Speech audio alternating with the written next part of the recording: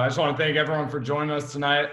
Really excited about this week's collaborative learning series on the topic of defensive systems. And Johnny and Adam will do a great job for us, and we'll all learn a lot from them. Shout out to Tony joining us from Australia. So thanks for being with us, Tony. No pressure to the presenters. We're worldwide right now. And we might have someone in Russia joining us as well shortly. But before we get into all of that, we'll have time for that. I want to discuss the George Floyd tragedy and systematic racism in this country, and the police brutality towards Black people is just sickening and unacceptable. And it's sad to watch it happen time and time again. And we all love basketball here, but this is obviously much bigger than that. And I know I don't have all the answers, and I acknowledge I'm privileged as a white male in this country, but to me, we just can't keep going like this. It's wrong. And it's my personal goal to continue to learn and continue to try to help make a change. So next week will be our 12th and our final collaborative learning series for the spring, and it will solely be devoted to racism and diversity and inclusivity, both inside and outside of basketball and coaching. And I know that this conversation needs to be had more. So I hope that you guys will all join us for that and invite whoever you want to join us for that. I know there's been a lot of different quotes and stories and resources being shared and posted over the past few weeks. I just want to share 4 with you guys tonight. And I could have picked a lot, but these are just some of the ones that spoke to me. Benjamin Franklin said, "Justice will not be served until those who are unaffected are as outraged as those who are." Next, we have an excerpt from Adam Silver and what he wrote to a memo last week to league officials and people in the NBA office. And it says in part, "This moment also requires greater introspection from those of us, including me, who may never know the full pain and fear many of our colleagues and players experience every day."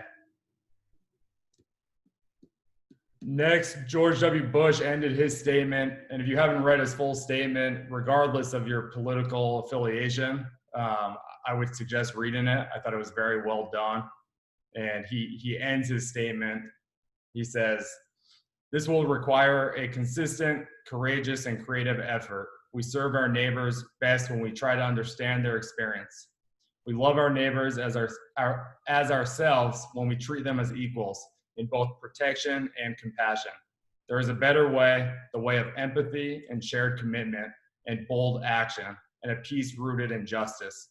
I am confident that together, Americans will choose the better way." And lastly, Barack Obama said in part, quote, "Every step of progress in this country, every expansion of freedom, every expression of our deepest ideals have been won through efforts that made the status quo uncomfortable." So I thought that those 4 quotes, again, there's a lot going around. Could have shared a lot of different ones, but I appreciated all of those. And as we're primarily made up of white males on the call tonight, I want to share one more thing. My friend who is mixed posted a video the other day giving white folks who want to be allies during this time actionable things to do. And I think it's a good time to state there's a difference between being not racist and anti-racist. And this second, better option, we've talked a lot about collaboration, how it's not passive and it's active. And it's the same thing here. Being anti-racist is an active endeavor. So I just want to summarize the video that my friend made. It's 6 main points. So number 1 was check in on your Black friends. Number 2 was educate yourself. And all of these, there's obviously a lot that goes into all of these. And if you need help finding resources to educate yourself with, you can reach out to me. And I know we're all in different places. Number 3 is donate to and support Black businesses. But it's very easy to find Black businesses within all of your guys' communities. Number 4 is have hard conversations with colleagues and friends. And this can be hard and uncomfortable, but it is necessary. And for white folks, I think this often means learning how to listen and not always having an agenda or a reply, but just learning how to listen. Number 5 is vote. And we really want to use this energy from protests and bring it to the polls. And we all know that this is where real change can occur. And number 6, with regards to looting, my friend said, you know, they understand that it is upsetting to see property damaged and businesses being harmed. But even if that's not your way of protesting, it is a valid and real way to express frustration in a society that frankly places material goods and property over the lives of Black members of our communities. You know, this rage is 400 plus years of trauma. So there might be better ways to show this, but if you're speaking about the looting, you know, speaking out on the looting and not the loss of Black lives, my friend says, shame on you, and hopes that you continue to do your research. And in the closing of the video, it is just stated that it's okay to change your mind. You know, we believe what we believe in. And when we learn new information, it can be hard to change your mind, but this is encouraged, and hopefully we're all becoming more educated during this time. So I just really wanted to start this conversation tonight. I'm going to swing to Seth. He asked me to say a couple things, and then we'll open it up to anyone else that wants to share anything. Thanks, Jonah. For those of you who I guess don't know me, I am not necessarily from the coaching field. I come from the background of analytics, so I don't want this to come off as saying like we in you know, kind of sports analytics, basketball analytics in general, have particularly solved this problem. I don't know everybody who has a full-time job doing kind of analytics in and around the NBA. There's about 100 of them. To my knowledge, there's one full-time analytics staffer in the NBA who's Black. So this is, you know, a topic that I've thought about a lot, and I think it's in terms of creating actions going forward, having those hard conversations that Jonah's talking about, just sort of some thought processes that might help us do better on that front. I asked Luke to be my guinea pig a little bit here, so I'm not springing these on him. And I used to be a lawyer, and one of the first rules of cross-examination in a lawyer is don't ever ask a question that you don't already know the answer. So these aren't none of these are gonna be surprising answers to me, but I wanted to illustrate some points about opportunity. So Luke, if I asked you, you know, are there people you've played with and against at kind of lower levels who you thought were as good or better than you that haven't, you know, quote, made it yet? Yeah, for sure. And, you know, do you feel like part of the reason why you have had the success you've had in terms of making the NBA and sticking for several years is that you have been put in opportunities to best showcase your skills, to illustrate that you are good enough at basketball to be one of the 450 best players in the world? Yes. Yeah. And do you think that the fact that you had, you know, that good fortune to have those opportunities diminishes in any way your hard work or your talent? No. So, so I wanted to use Luke as an example because basketball talent is actually kind of easy to see. And even in that realm where, you know, the best players will tend to rise to the top because their team will win games. A lot of people still need to get the right opportunity. And that opportunity in this case has nothing to do with anything but finding the right spot in the league where Luke could, okay, I can hold down the 5 defensively. I can shoot the ball. There's a spot for me here. That's much easier to see than sort of in our professions. We're talking about coaching. How do you know that someone is a good coach? Well, a lot of that is you rely on things like resume and recommendations and where they've been previously. Kind of in cognitive sciences, these are sort of called heuristics. You have these processes you go through where, okay, this person was a GA at this school, therefore he learned these things that bumps him up in my estimation a little bit. And that's a reasonable way of doing things because, you know, there's anyone who's ever hired for a coaching position, how many applications or resumes or whatever do you get? If you're hiring for one position, I know from when I've done it, when if I hired for 2 positions, I got 2,000 resumes. So how do you cut that down? You use these heuristics to cut that down. But then you do that, and then you realize that everyone kind of has sort of the same backgrounds, because you're selecting on these things that are good signifiers. I mean, if you've been a graduate assistant at say Michigan State, okay, that's a good program. You've probably learned a lot there. But the opportunity to become that GA at Michigan State might not be equally distributed, and it's not equally distributed based on, did you have good enough grades in high school? Were you able to have an SAT tutor? All these things that can lead into that. And a stat that's illustrative of that to me is, this is just in the NBA, but in the last 10 years in the NBA, there have been 91 people who have head coached at least one game. This is full-time head coach, interim head coach.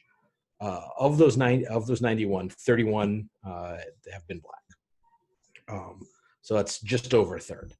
Of the black coaches in the NBA over that time, 23, almost 75%, have played in the NBA at least one game. Of the 60 white coaches of that 91, 22 have played, 38 haven't. So almost 2/3 of white coaches in the NBA have not played in the NBA. Now that I may be off 1 or 2 in terms of someone might have played in the NBA and I missed it or something like that. But still, broadly speaking, if you've played, that's a great way to become a head coach. If you haven't played, almost 80% of the coaches that have not played in the NBA are white, are not black. And so you think about how that happens. That's these opportunities that happen everywhere before they get to that level. And it's because you look at the resume, they've done this, they've checked that box, they move along. And I think it's incumbent on us to think about the degree to which those boxes actually reflect the ability to do the job, or are they just checking boxes? And if someone checks those boxes, or someone has the ability to do the job, but hasn't checked the box, we have to make go through the hard mental steps of, no, wait, this person hasn't done that thing, but he has these qualities as a person, as a coach, that mean he will be able to do the job that we have in front of us. And that's harder. That takes an extra step. But I kind of challenge everyone, especially kind of the younger coaches on here, who, as they go forward in their careers, will, be in the situation to give people those opportunities, to make sure you're looking past the resume, looking past that sheet of paper. I think anyone who's done hiring has had the experience where you get someone who looks great on paper, and then you get them in the room and you talk to them and they don't have an idea in their head. We have to be open to people being the other way, where it's maybe not all on paper, but they have everything else that we would need to do that job.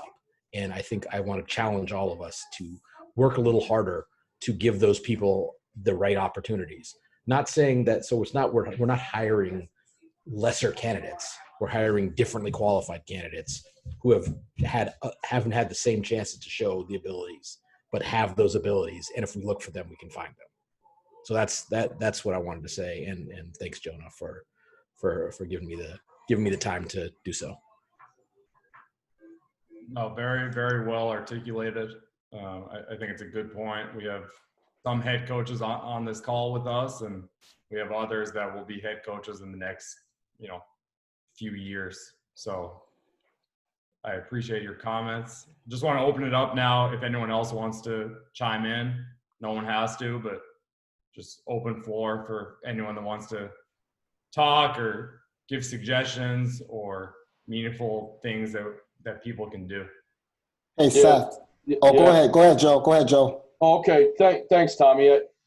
Seth, I don't know if you were speaking to me directly as another one of your guinea pigs, because, ironically, I was a graduate assistant at Michigan State back in 06 and 08. So your example really rung true to me. I'm sorry, I wasn't trying to single you out. Yeah, hey, that's fine, but it's sort of a unique sort of a unique segue. Like, I was not a great player. I good high school player. I did not play Division I. I played in junior college, and I just kind of hung around, and was fortunate to get the job. But I personally, I'm from modest means, you know, single mother, oldest of three, you know, raised us three. She never made more than $10 in her life. And so I'm fortunate enough to get the Michigan State job in August, right before school starts. And I'm assuming that a graduate assistant means at that time in 2006, what we all, where it is at most places, which is free tuition. So, okay, I'll have to take out some loans for housing, and this is great. This is where you want to be a coach, with all the great GAs that had been there before, and they had been rolling at the Final Fours and everything. So I get there and I'm talking to the video coordinator, and I move into the apartment with my buddy Jordan Ott, who's now an assistant for Brooklyn. And I have a tuition bill. So I take the tuition bill to our video coordinator. I said, hey, you guys got this, right? And he looked at me like I was a ghost. I said, you guys are covering this, right? So apparently wherever the communication breakdown was, and maybe it was on my behalf because I was so giddy to accept the job at that time, I thought that they were covering tuition, which they were not. And then he pulled out a binder about this thick of resumes and inquiries that they had received for people who had wanted to work in their program. So I had about 2 days to make a decision of, can I afford this, which I could not, or am I just going to borrow and loan the heck out of this for a kid who really didn't come from much or had done anything at that point in coaching chance of a lifetime. So I'm still paying off those student loans as we speak. But what would that have done to other people? Would that have canceled them out right there, to where there's no way I can borrow for this? I can't do it. Sorry, go find somebody else. And this isn't necessarily maybe like a racial example, because again, we were probably lower middle class coming up.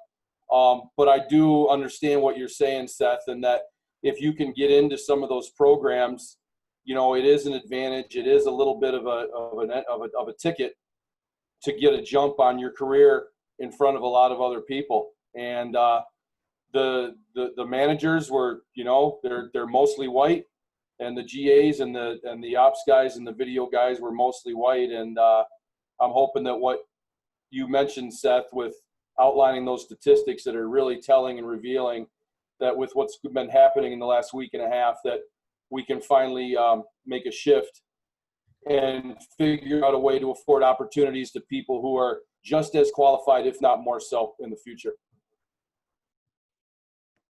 Hey, Seth, I really like how I wrote it down. I have to look at it. I like how you said differently qualified candidates.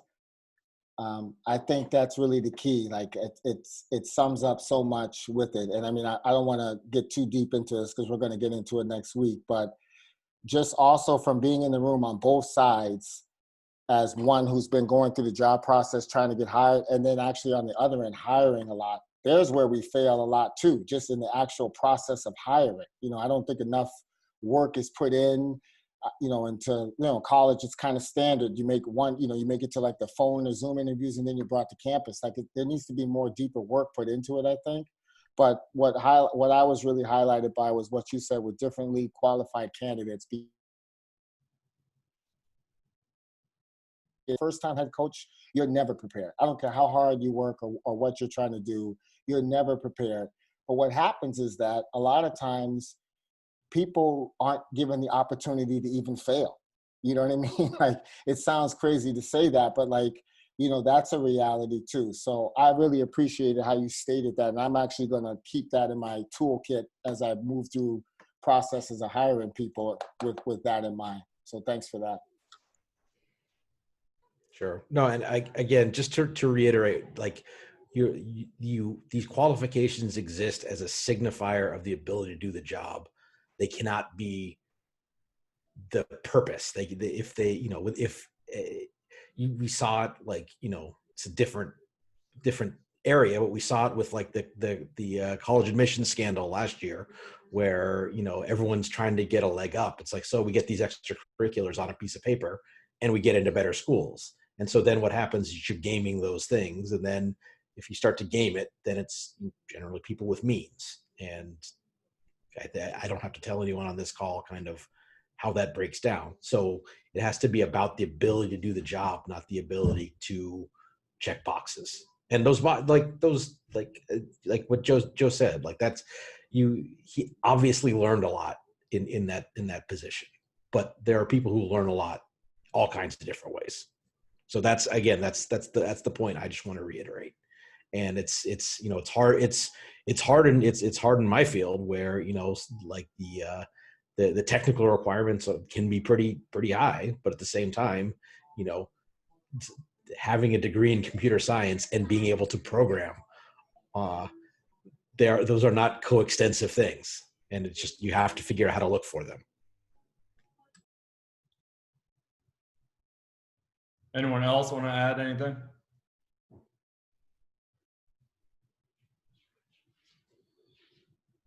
Good deal. And just as a reminder, we'll do all next week, on this topic. So if you aren't comfortable speaking now, that's fine. If you want to email me or text me to add something for next week, just reach out. Something I wanted to say to something that you said also is that when you were talking about the uncomfortability of talking about this, well, that goes for us too, as like people of color. Like it's not easy to talk about, especially and I'll just speak for myself now. Like I've always been in situations where I've been in multicultural environments, and I honestly just don't see color. I just don't. That's how I was raised, for better or worse. And so this week, for example, with my job responsibilities where I work in our athletic department, trying to increase diversity and inclusion, you can only imagine what my inbox looks like right now, which was just out of control. But point being is that, that's what I just try to convey to people. I don't mind you coming to me. I don't mind it, and I get it. But it's not an easy conversation for anybody to have, because I'm not trying to come at people judging them. You know what I mean? I'm just trying to speak at those times on behalf of others. You know what I'm saying? And so that gets a little bit difficult, and it's uncomfortable. But I think it's good for me. Now I'm representing all the Black people, I guess, to say that, because it's not an indictment on anybody. It's not an indictment on anybody. And I think once we enter into the room that way and really roll up our sleeves trying to find a solution together with that mindset, then it makes it easier for everybody. And mistakes are going to happen.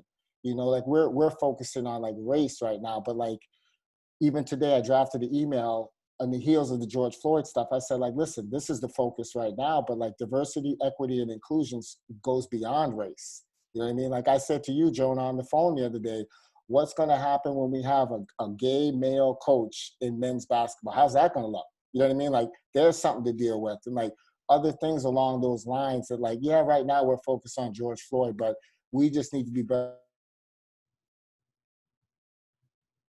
and inclusion. And some of those conversations would be difficult for me to talk about as well too, to be honest with you, So I just wanted to get that out there.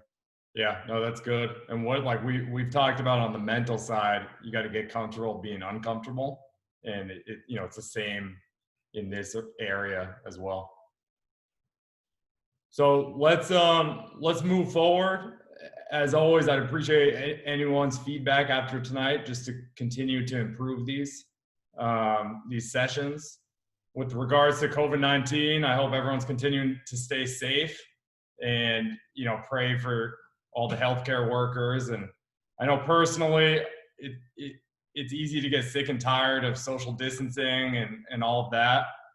And it's frustrating, but I would just urge everyone to continue to practice good public health measures as prescribed by your local health officials. And I guess we'll know a lot more about COVID-19 after, a couple of weeks, seeing how these protests and all the people together, shows itself, and if there's a big spike or not. And that might be telling in future health rules and all of that.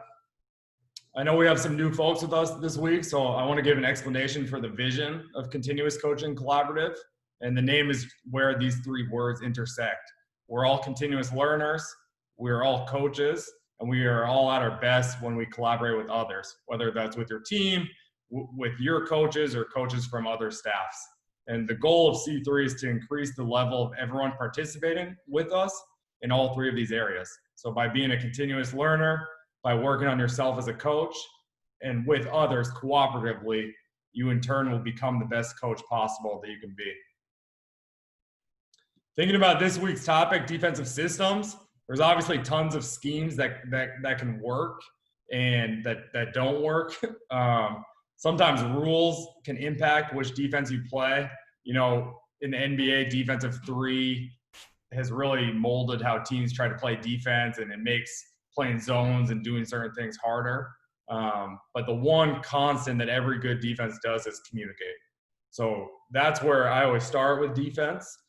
And for me, I view defense in four general parts or themes. It's how I watch the game. I think it's how it flows.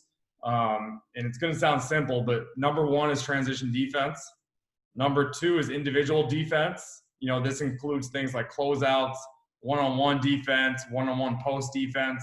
And it's really just, can you guard your man? Can you guard the ball and not give up direct line drives and not give up uncontested shots? Number three is shell defense. Think help, think trap the box, sink and fill, whatever term your team uses. This is all part of shell defense. And it's just essentially helping the on-ball defender. And I even generally put rebounding in this shell defense just because of a lot of, especially the guards on the perimeter, they're rebounding areas and boxing out responsibilities, whether it's a sandwich rebound with a big or going to the elbow, what have you. I think about that as a team defensive thing. And then fourth and finally, pick and roll. And at all levels of basketball, it's such a high volume. You know, definitely in the NBA, we spend most of our time thinking and talking about pick and roll coverages. And again, it might be oversimplified, but that's just the way that I view the game and how it flows. And if I was going to add one more thing, you know, we cover every game, but it's just game plan, game prep, whatever you want to call it. And this is a little different than your base defense. You know, your base defense should be majority of the time what you guys do. And then your game plan would encompass things like coverages, special players, special situations, things like that. So that's all I have. Let's get into it. We will, I think everyone's on mute now, and which is great, but just we want this to be more of a conversation than two lectures. So if and when you have something to add or a question or comment, just unmute yourself and chime in. Any questions before we get going? Great. Johnny Carpenter's going to start us off. Kyle Guy, who we have in Sacramento, told me Johnny's the best in the business. So we all know that Johnny can. You guys. We all know Kyle can shoot the ball. So I hope that he's as accurate in his assessment of people. But no, obviously really excited to have you with us, Johnny. And I talked to him for the first time this week, and he was all in and honored to talk with us and improve himself and join us. So I thought that his spirit really embodied the C3 mindset.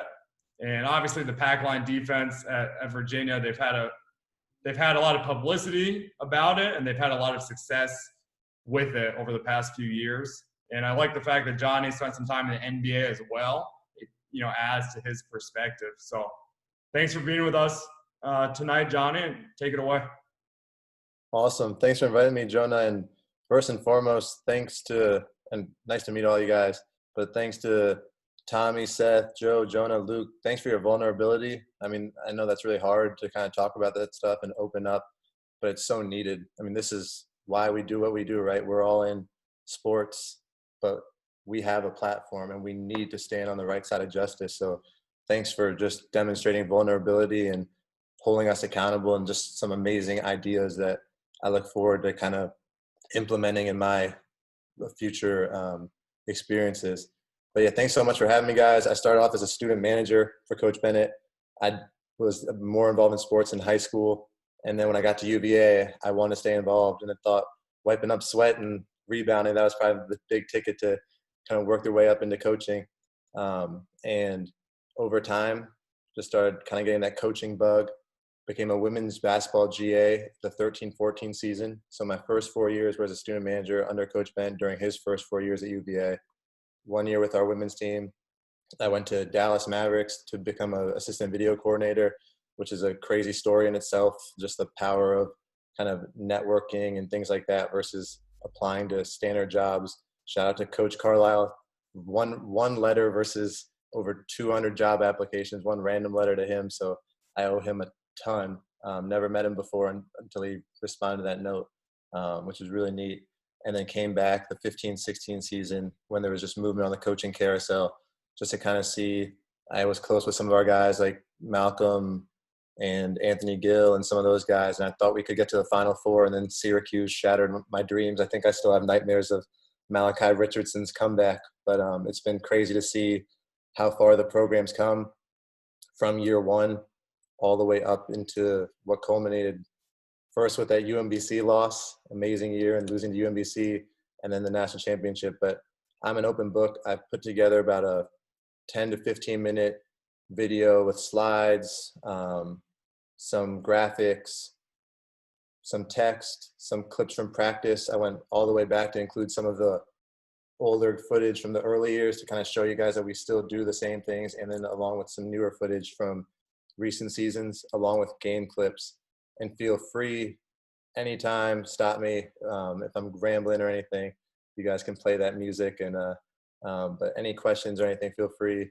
And if you guys even run the pack or have better ideas, this is by no means is this like the way to do it. This is how we do it, and I'm sure there's probably better ways out there. So I'm gonna turn on this little video. Are you guys familiar with pinning the video? You guys are probably in this.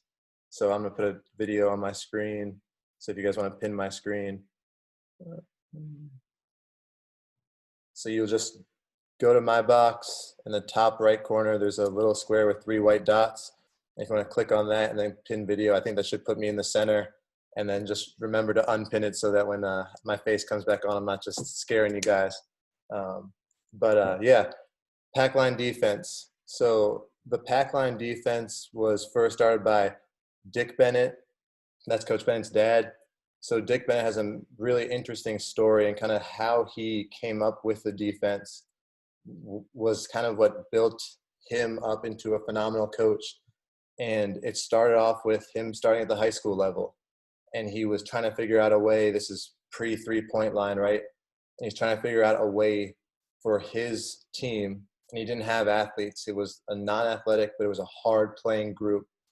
And he started watching defense, and he came up with some basic principles. And this is where we can kind of get into maybe even later on talking about playing on offensively and defensively on principles, kind of like an improv group versus script, and having to know this is your role here, this is your cut here, knowing how to play, learning how to play versus almost memorizing a script. So he was looking at defenses, and he realized he needed to come up with some basic principles, such as back then there wasn't 3-point line, so he needed a way to prevent post touches, part of it, no straight line drives, clogging up and making a containment, pressurized man-to-man defense that prevented easy baskets at the rim. That was number one. And number two, force contested threes. I think there's a bit of a misnomer that we kind of want to give up outside shots, or we're a sagging man-to-man defense and go ahead, shoot threes. I think there's games where guys have made us look bad. I'm pretty sure Luke Cornett lit us up for a couple of scrimmages back in the day when he was at Vandy. But those are kind of what we want to do, limit easy baskets at the rim, force contested threes. And he realized he didn't necessarily have the individual defenders that could lock up some of these better athletes and more talented players, but he really believed that he could do and reach those elite levels in concert with others. It's much more of a team defense than individual defense. And we've gotten guys who've excelled defensively, individually, in terms of national defensive players of the years and things like that. But so much of that is because of the team. And I'm going to show a little graphic to kind of, you can see how much the program relies on the defense. And we could definitely probably use your guys' help on the offensive end. So any ideas? But I just kind of want to give that history. It was as simple as no paint buckets, no open threes. And that's how Dick Bennett kind of built it before the 3-point line. And then as everything's come full circle, that stuff still hasn't changed for us. So before we get really into the pack, I think this is going to be a question I'm going to throw out to you guys. And this is a question that our whole staff got wrong. So I've been reading this book called The Playmaker's Advantage. Really good book about, and I don't know if you guys may have already read it, but a really good book about player development and teaching, coaching philosophy. And they did a qualitative and quantitative analysis of some of the top teams. They come more the invasion sports, so basketball, hockey, soccer. And they were studying the traits of elite athletes. So my question to you, and this does tie in with the pack, I promise, but it was something neat I learned over quarantine, is what are the 2 most important skills that separate elite/expert athletes from their peers? There are no wrong, well, there are right answers, but feel free to discuss. Our whole staff got it wrong, so. I would say Lateral, Are you talking about like physical skills? Can be physical, mental. Or lateral movement. Say spatial awareness. I would say Great the guesses. ability to read and react. Yeah, those are great. what So- about landing? Yeah, I mean, these are all great. These are things that, like, we as a staff were kind of like, man, because we got posed this question. So as a staff, we kind of tried to push ourselves during this period. So we've actually been doing exactly what we're doing right now. And we've had Noah LaRoche, who I'm sure a lot of you guys are familiar with. He's been kind of leading our staff and kind of pushing our way of thinking. And this was a question he posed to us, and literally none of us got exactly right. But the 2 answers are positioning. So this is offensively and defensively. Positioning and decision-making. So I think it encapsulates a lot of what you guys were talking about, being able to move laterally. But the best players are always in the right spot. They know how to play in space. You see Zion. Zion's so obviously a freak athlete. One of his best skills is his ability to locate space, play in space. And when he doesn't see space, he doesn't force.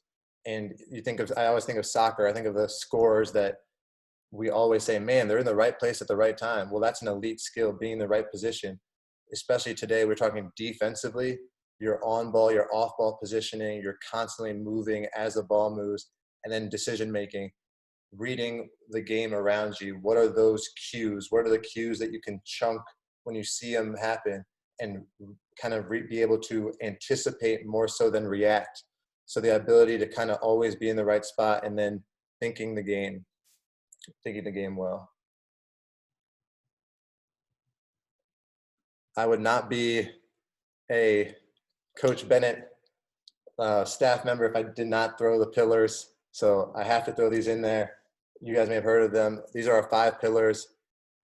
A lot of teams have different buzzwords, different statements that they abide by. This is more than just words on a wall or lip service. These are things that we truly look for in our players. So the 5 pillars are humility, passion, unity, servanthood, and thankfulness.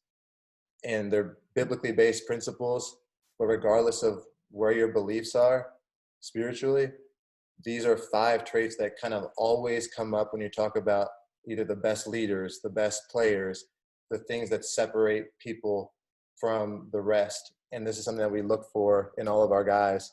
So in humility, it's not thinking of yourself less, but thinking less of yourself. Passion, the self-starters. We want guys who bring it from the jump. We don't want to have to be the ones to say, hey, can you get in the gym? Or, hey, can you get your stuff done in the classroom on time? Unity, one of my favorite quotes that Coach Bennett shares with the team, is an African proverb. It's, if you want to go fast, go alone. If you want to go far, go together. And we want to build stuff to last, and that's what we've been fortunate enough to build here, more than just a flash in the pan. We've been able to kind of sustain, and it took a little bit of hard knocks before we were able to do that. Servanthood, trying to make your teammates better on and off the court, finding ways to serve them, meet their needs. Our blocker mover offense is ugly as it can be at times, I mean, it relies on a lot of servanthood, hard screens, hard cuts, moving without the ball. So just throwing on target passes, and then thankfulness. We would not have won the national championship if we hadn't lost to UMBC. And I don't know if we would have won the 17-18 season either. We were able to learn and be grateful, as hard as that was. And I'm open to talk about that loss too, if any of you guys have specific questions regarding that, and the run and all that kind of stuff as well. But just being able to be thankful and coach recruits to these 5 pillars. Those are some things that we look for, experiential examples of our incoming players in our recruits. When was there an actual example? Don't just say, oh, he's a humble kid, but what can we actually look for tangibly in that regard?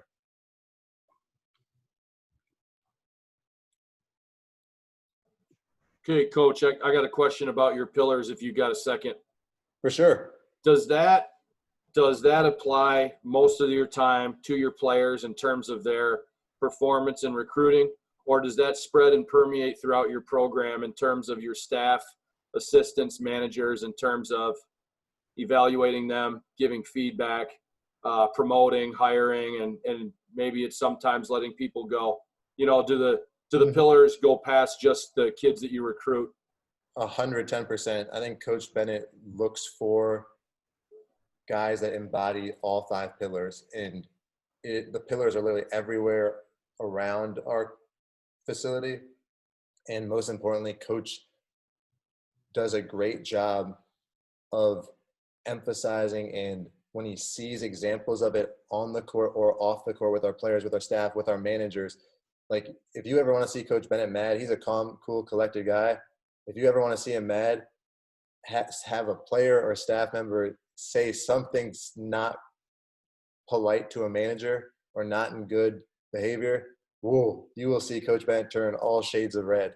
And that's just the kind of man he is. It's honestly, it may even be more off the court than on the court, kind of leading by example. Like, he heard that Ty Jerome gave Jack Salt this like unbelievable kind of praise for his serving in terms of, man, Jack's minutes as a senior year have been going down. And all he does is screen, rebound. He doesn't complain a lick, even though it probably eats him up inside that he's not able to play more, you know, as we were making that run through. But then Jack came up huge in the Purdue game. He's just always staying ready. And Ty went out of his way to do that. But then Coach went out of his way to kind of address that with the team and say, that's awesome. Way to lift each other up. Way to be thankful for someone serving. So there's always an emphasis on the pillars off the court as well, especially when it comes to hiring, how we conduct things. Coach wants to do things the right way and believes that these pillars are a reflection of that. Great question. Awesome. So I don't know how blurry it is on your screen or not, but I want to just kind of show the KenPom kind of rankings over Virginia. And this isn't in any way boastful at all. This is more kind of just to see the longevity and how this whole thing has been able to last. It's like, even if you go down to the Washington State year. So this is Coach Bennett's profile on KenPom. So his dad was at Washington State before and kind of took some of the tough years for him. Then Coach Bennett came in. And if you look at the adjusted defensive efficiency, so that's points per 100 possessions, Washington State ranked 16th in 07, 9th, 8th, so top 10. So they're able to kind of sustain that, right? And maybe that was a one-time thing. So Coach Bennett's first year at UVA, they were 71st. That was with a whole new group of players, whole new system. They were actually, I didn't even check to see what they were under Coach Lato the previous year. They were actually 71st, so they stayed 71st. A bunch of players left. This was kind of his first year, his second year with his first recruiting class and a couple, maybe 4 players from the previous season. And then all of a sudden you see the jump to number 5, 25, 4, 2, 7, 2, 1, 5, 1. So just in terms of ranking defensively, it took a little while to build, but when you build it and when it's principally based and you spend time on it, you're going to be able to build it to last. And that's probably the most important thing. It's one of the reasons why we're able to compete even when our offensive numbers, like this year, our adjusted offensive efficiency this year was 234th in the country out of 353 teams. Most teams that are in that range do not end up having that record. And that points back to our defense. And going back to the pillars briefly, the pillars, we know that if we can recruit guys to the pillars, they'll be able to play this defense. It's a hard defense to play. You're in stance for most of the shot clock, constantly moving, got to see ball, got to see your man at all times, no face cuts. It's just an exhausting defense to play, but we try to condition our guys. We have a great strength coach, one of the best in the country, but also the mental training, mental toughness of outlasting your opponents. So that's one of our goals. And just for any of the numbers guys out there, we've been top 10 in the country 8 of the last 9 years, top 7 of the last 7 years. We love to look at kind of, as Jonah was saying, is 4 phases of defense. We love looking at our defensive rebounding rate, which was top 18 in the country 5 out of the last 7 years. Our 2-point field goal percentage defense was top 10 2 of the last 3 years. We've been the top 79 the last 9 years. 3-point percentage defense, the last 4 seasons we've been in the top 30. So 3-point percentage defense. So last year was 16th, previous year 3, 9, 30. So as much as people tend to say, oh, a good shooting team, of course, a good shooting team on a good night can beat anybody, but we still try to pride ourselves in doing a great job of contesting those threes. And the one area where we've seen a little bit of fluctuation at times, but we try to do a good job is not fouling. So looking at our defensive free throw rate.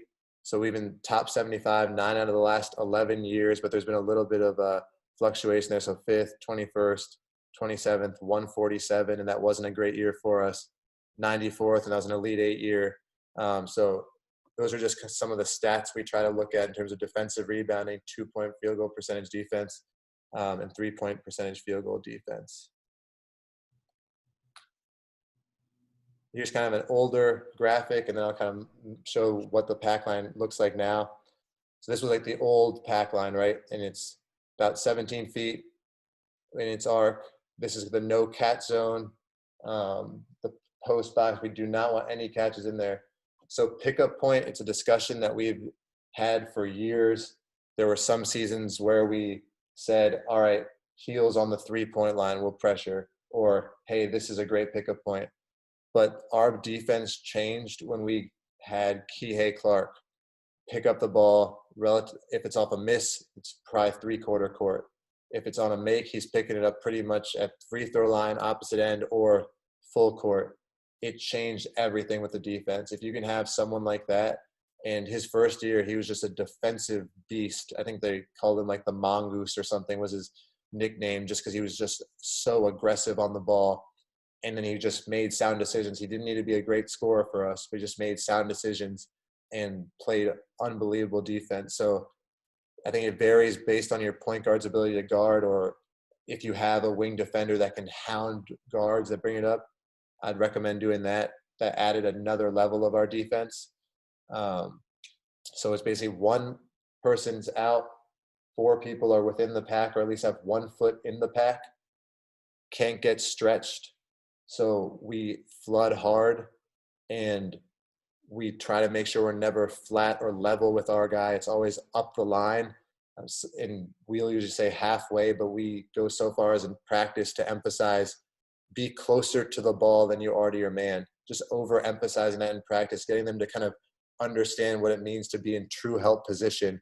And when they're in the help position, the pack line is kind of interesting because it's not really a denial type defense. Passes are available. You can pass around it, but it's a bit of smoke and mirrors. It looks like passes aren't there when they really are there. And guys, especially at the college level, NBA is different because most everyone can pass, but at the college level, even the best guards have trouble passing or are a little bit scared to pass. So that's one of the great things about the pack. And then post defense, we can talk about more. We tend to trap big to big.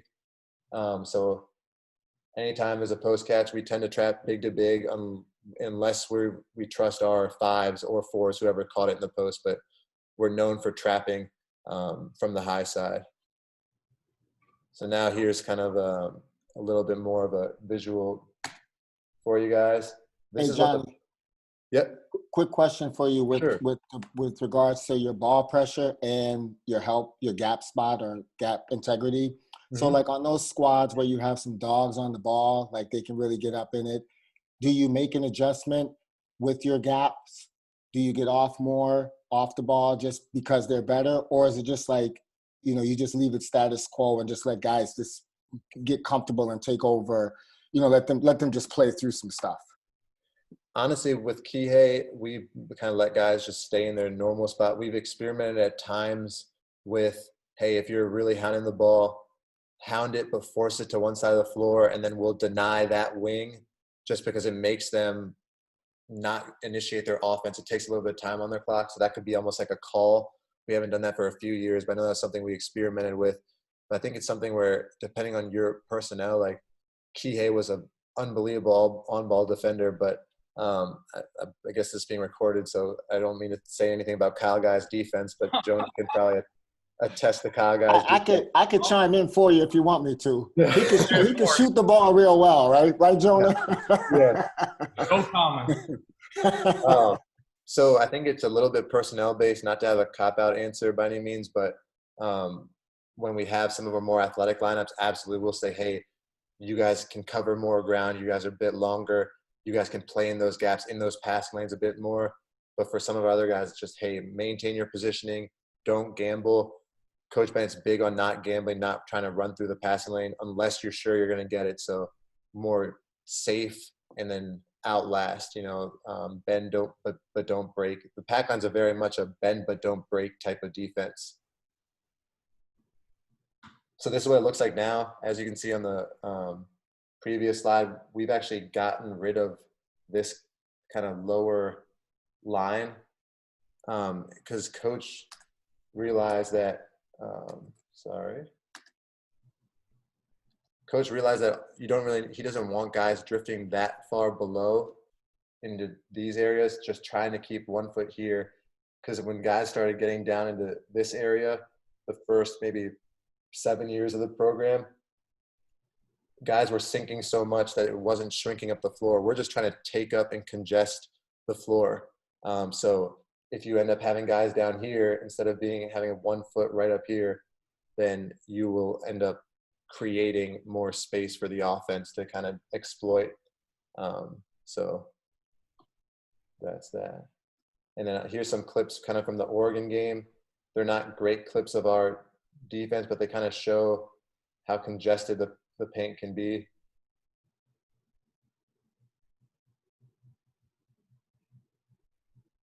So a little bit of a miscue there, but there's always help. Everyone is help conscious, and even just having traffic. DeAndre probably could have been a little bit more aggressive there, but forced Wooten to kind of travel there.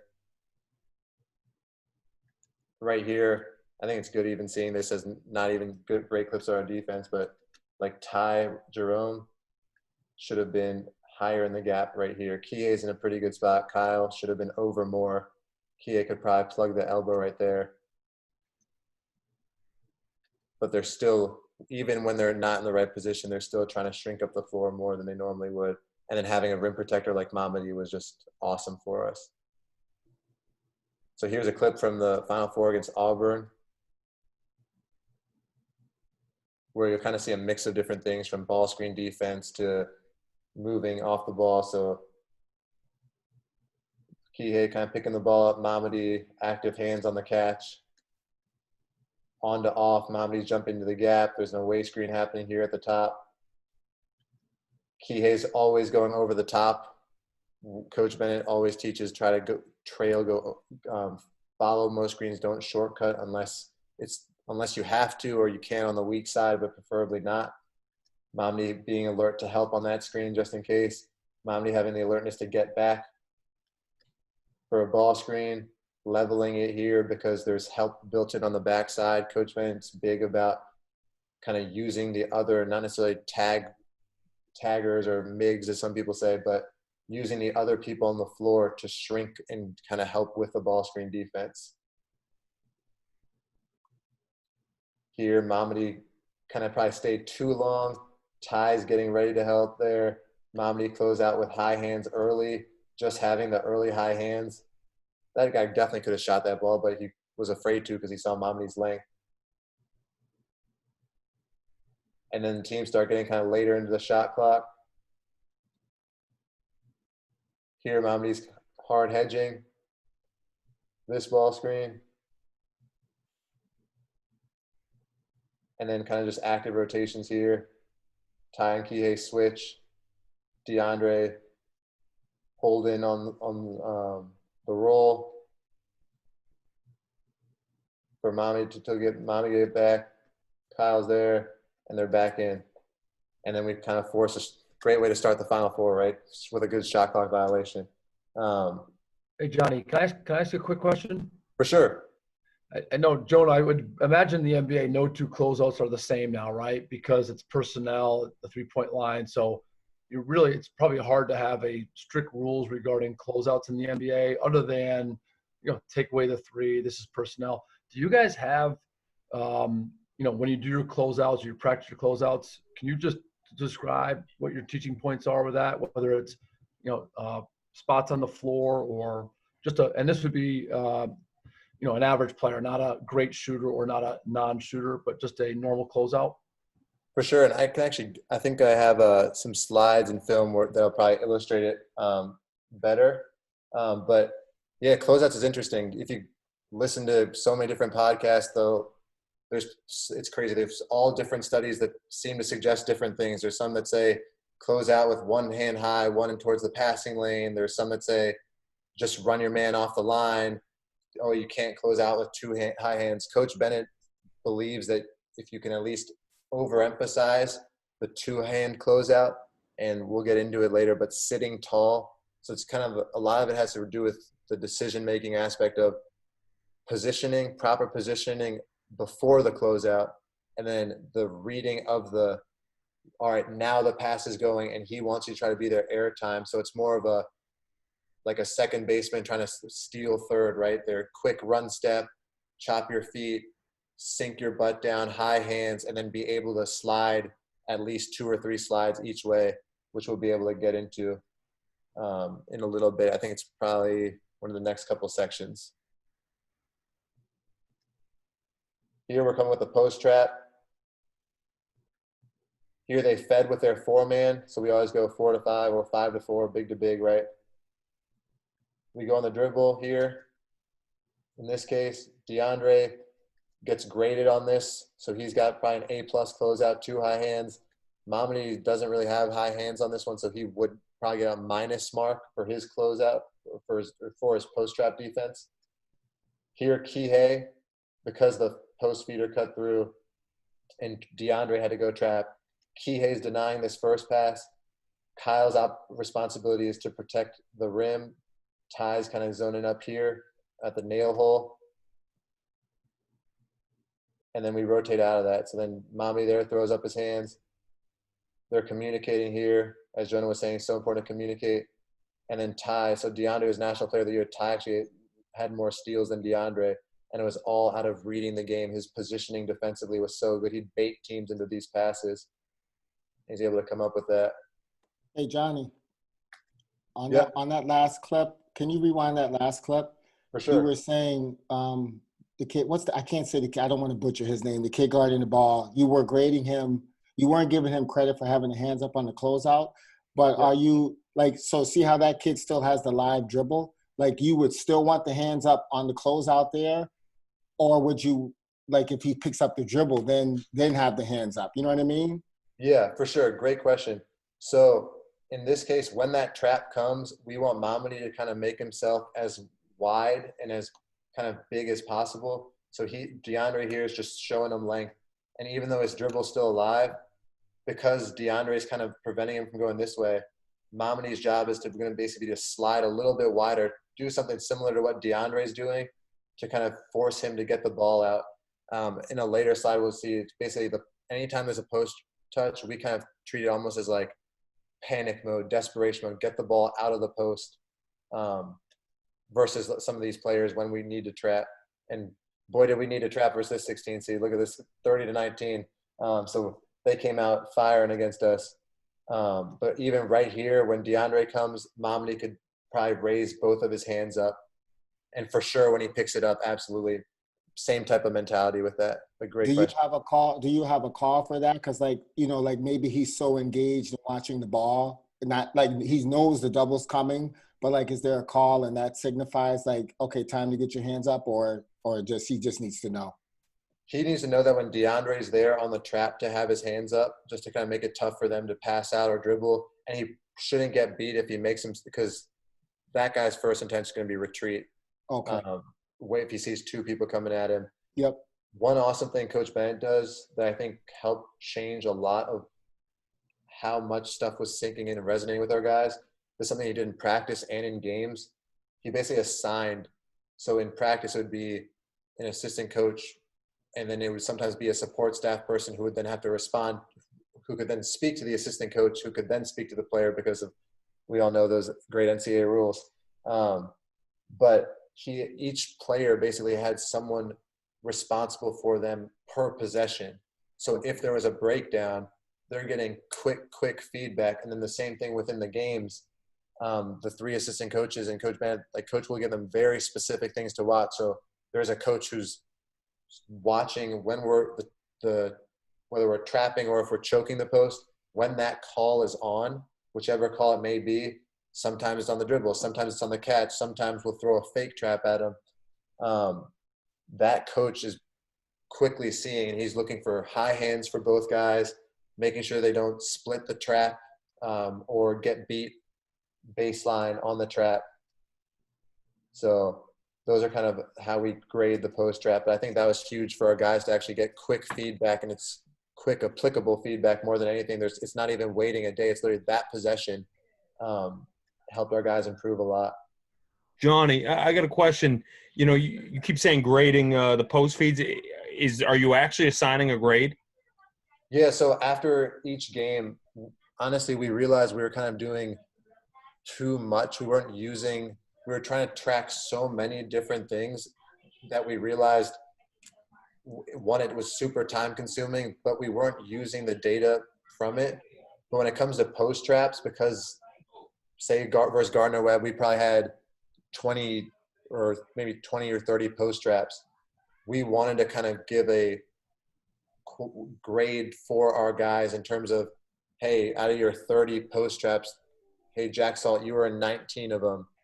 You had a really good, maybe 15 times. I give Jack the benefit of the doubt because he was a good defender for us. 4 bad ones. And let's say Mamadi was having an off game. Mamadi, hey, look what happened here. These are your post trap numbers. Now we'll watch film, and this is what we're looking for, and kind of layer. This is one of your good ones, or here's a couple good, here's a couple bad, here's a couple good, to kind of reinforce it. So they're kind of getting a percentage basis. Is it a good bad delineation? Plus minus, yeah. Plus minus. And is it only post traps, or is there anything else that they're getting that grade? Great question. So it goes back to some of our non-negotiables. So Coach Bennett's 3 biggest non-negotiables are turning the ball over, which, I mean, it's relatively straightforward on that one with kind of turnovers. So his 3 areas non-negotiables. So ball security, transition defense, and no second chance points. So those are those areas. So defensively, what we'll look for is, and it starts with transition defense. Like, we're kind of a little bit different. So we'll grade our offensive rebounding. Are our 4s and 5s crashing and on flight of ball? So if, say, up our 2 guard or shooting guard shoots it, we'll give him a little bit of leeway because we don't want him to shoot and sprint right back, like take himself out of rhythm. But are the other 2 guards, are they making powerful steps back towards half court? So that's one of the grades. So that's like our offensive rebounding basically means offensive rebounding for our 4s and 5s and transition defense for our perimeters. We grade defensive rebounding in terms of, is everybody at least making an effort to look, find, and locate their man? And then if they have and their man is in vicinity, are they sticking them? Are they holding them? That technique. So we'll look at the defensive rebounding, offensive rebounding, and then / transition defense for the perimeters and offensive rebounding, and then post traps. Those are probably the 3 grades that we actually can extract Awesome. tangible, like great value from. Honestly, we were trying to do so much, and we realized like it wasn't the best for our guys,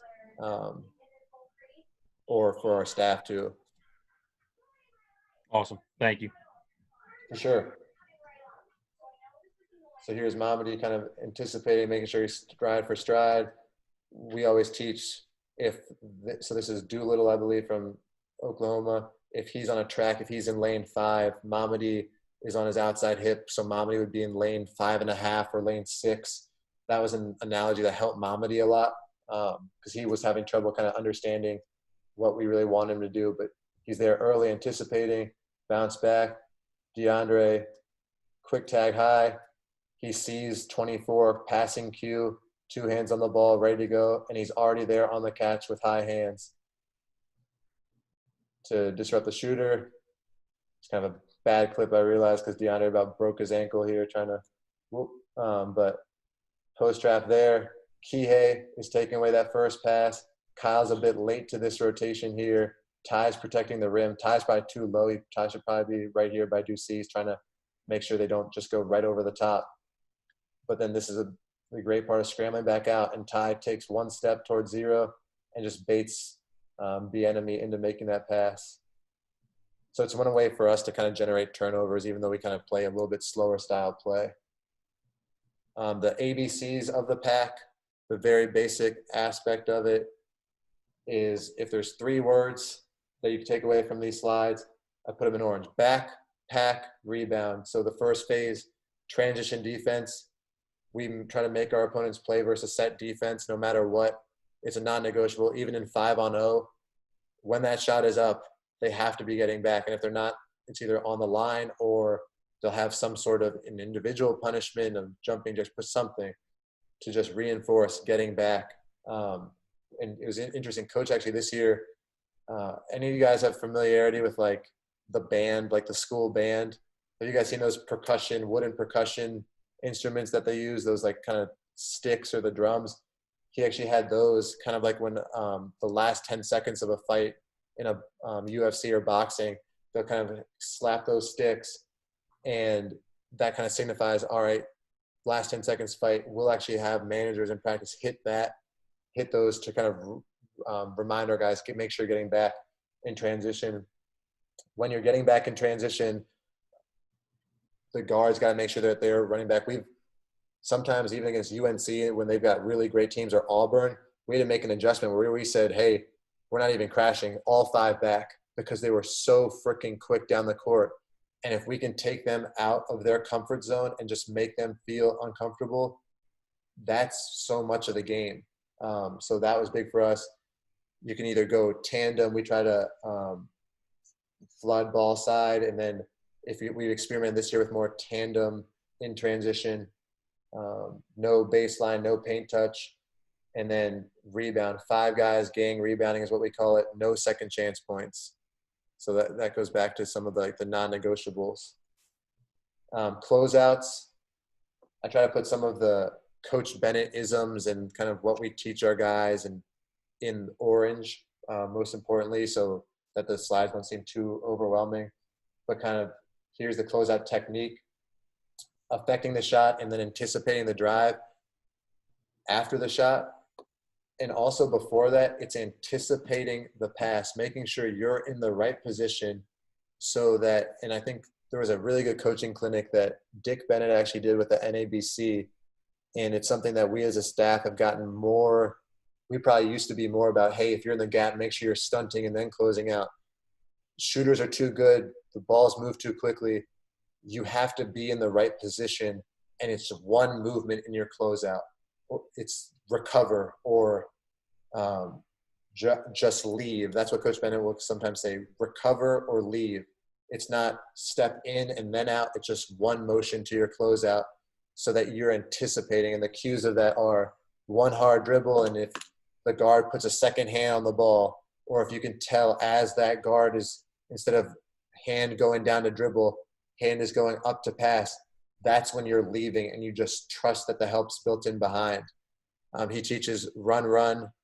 So 2 hard run steps with then chop your feet sitting tall, so that's dropping your butt down, high-handed closeout, and then being able to slide either way. And we'll go from scripted, all right, 101, you're closing out, to just the shooter tracing the ball, being in stance. Okay, now you're closing out, they're dribbling to their left. Now they're closing out, they're dribbling to their right after they've shot faked. Now it's they're passing and they're ripping away, or they're passing and we've heard driving the catch, or they're meeting the ball and chop cut type drive, and they're punching that gap, and you got to be able to read that. So we'll script those, and then we'll play it live with either a manager or scout team. So 2 high hands with elbows bent for a 1001 count, then ready to trace the ball, and not like fake crazy hands. That was something I think I've heard a coach say, like, just throw your hands up, be super chaotic. No, be diligent. You don't want to throw yourself off balance. You want to trace the ball, mirror the ball with, if it's on like your left side, their right side, mirror with your left hand, and then trace the ball with the right hand if it crossed the other side of the face. And then use big slides, wide steps to level off the dribble. If you get beat them to the next spot. Is different terminology that we use. So here's a few different closeout drills, and I'll try to speed this up. Sorry if I'm going too long. Hey, Johnny, I have a question for you. For sure. Hey, Ryan. So we run like a matchup, like a 3-2 matchup. So to give you some context, but we struggled with the anticipation of the passes, right? And we would pack it in of sorts. How do you teach those cues in terms of those dribbling and passing cues that those guys are trying to watch for? Yeah, great question. And we had a really new group this year. And then I don't know if any of you guys stayed up or actually made it through. I was having trouble making it through our game against Syracuse. It was, what was it, 38-26 or something like that. But all honesty, when we had so many new guys, especially on the perimeters more than anything, because they're the ones who really have to anticipate, we would literally show them the cues, like whether it was a coach or a student manager, practice player type. So that's kind of that's what this guy is, Malik right here. Or even here's GAs from years past, an assistant coach from years past.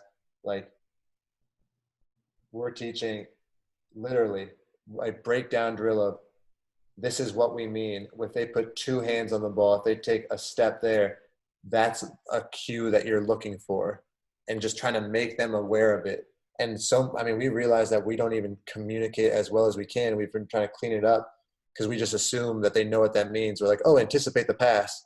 And then the guys are like, wait, what do you mean? I mean, we got international kids. We got kids who haven't heard that terminology. But then when you break it down of when they put that second hand on the ball, that's a great cue. When they take one hard step, that's a great cue. If their body angle changes and they're no longer kind of going downhill, that's a great cue. If they open up their hips. So we'll literally kind of show them what those mean, and then force the guys instructing at the time to replicate those cues and to kind of mix it up. Like, don't always use 2 hands, but hey, now use 2 hands. So it kind of reinforces that. So it forces these guys to not throw crappy or kind of lackadaisical passes, to be purposeful in their teaching as well. Did that answer the question? Yep, that's perfect. Thank you for the detail. For sure. And this is kind of funny because this is where we're overemphasizing. We're telling our guys overdo it, exaggerate it. So see how I guess this is Darius Thompson from a few years ago. I mean, he's swinging his arms from low to high, trying to have his hands up early. This is more just that might be Anthony. I don't know who that was, but you can see Devin Hall's close out here. So Devin's more natural, kind of balls in flight, be there on the catch, air time, hands up early. This year we probably didn't teach it, but in terms of like the year that this film is, but in recent years, we say, because obviously one of the rules of the pack is don't get beat baseline. And we say try to straddle the wing defender's bottom foot. And that doesn't mean force a middle. Like, we don't want to force the guy anyway. There's just no help baseline and there is help middle, but you have to own your responsibility to guard, guarding your yard, being able to guard 3 feet either way. So here's where we have a quick drive. So these are just different scenarios we try to replicate in breakdown sessions, and then as we piece it together, 1-on-1, 2-on-2, it becomes more live. So Johnny, you're not as hey Johnny, sorry, you're not as more concerned with the angles, but you're just saying keep the ball in front and then straddle bottom foot, right? Are you talking about angle on the wing? Because we are a pack line team, and we don't really talk about angle. We talk about not getting beat outside. But is there definitive rules that you guys talk about as far as body angle that you can help us with? We use the phrase influence or shade middle, but don't give up middle. So closing out to the bottom foot will help. And the biggest rule is don't get beat baseline. So if that's been helping a lot of our guys in terms of, hey, just make sure that your lowest foot is below their lowest foot. And then you're going to kind of be able to force them. Because if while you're closing out, if you're kind of already starting to shade them, they're reading, oh, wait, the space is back middle. But then you're one step ahead of them where you're able to slide and be there and cut them off. So those are kind of one-on-one closeouts. On-ball defense, ball pressure is huge. And guarding your yard is different for everybody. Ball pressure is different for everybody. We do not want to get beat in straight line. Like there's a difference between Malcolm pressuring the ball or Kie pressuring the ball and Ty Jerome pressuring the ball. Ty wasn't the best athlete, but he was so savvy with kind of throwing little stunt fakes at you. He was able to probably pressure guys despite his lack of athleticism. I think just the idea that it varies from person to person and holding everybody accountable to their standard, but at the very minimal, you cannot get beat on a straight line drive. Square to the, yep. To follow up for Ted's question, I think you'll probably get to this, but with the way you cover on the wing and the way you force the ball, do you build out your ball screen coverage to match that, or are you different on how you cover that wing ball screen, that side ball screen? Phenomenal question. Most times we are always hard hedging, whether it's a quick one hard hedge or if it's two or a 2 or 3 dribble hard hedge. That's what we typically do on the side. But depending on the positioning of the other players on the floor, typically if their opposite big is lifting up from low to high, or even now with the way everyone's playing more spread, if there is an empty side pick and roll and their 4 is high, or the kind of classic flow international ball screen continuity that we run. We ran it well 18-19. We've not run it so well this year, but that's where we might level that ball screen because they're just going into the help. There's so much help built in, but absolutely. And then we do experiment with switching. We do a lot of that as a secondary coverage. What we found, because one of the main reasons we made the run we did 18-19, along with having freaking really good players, was we were doing some different things defensively. We started switching more ball screens 1 through 5 with some really versatile lineups where, it was Kihei, Kyle, Ty, Braxton, and DeAndre, and that was a super switchable lineup. But we would go to that later on in the games. What we found is when we started switching early, the rest of our man-to-man defense even if we were to try to go to hard hedging or leveling ball screens or a quick hard hedging back, that defense became very soft for us. Like our guys, just for whatever reason, if they started off in switching, they didn't have as much. Maybe the first few times they switched was great, but then the whole defense seemed to suffer. But we had switching, we practiced switching in our back pocket so that when they went from hard hedging and being anticipating and some of the quick ones and leveling, and then went to switching, there was no taper or drop off of energy, execution, and coverage. And that was something that we thought was huge for us because we were like, yeah, let's start with this lineup and let's switch everything. But we saw so much more in the starting our main kind of hedging or leveling, depending on the type of ball screen, and then going to switching later on.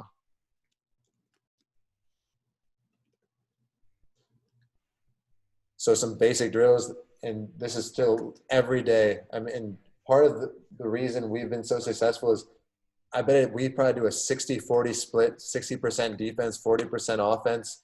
Not saying there's a right or wrong. It's just what we've done. And I think that's one of the reasons why we've been able to kind of build this up. So lane with sides, you can build it up from going more token, hey guys, just work your handle, warm up, maybe 75% pace, and then to live. You can do it where they're going to, once they get past half court, it's a live game. They can't go outside the lane.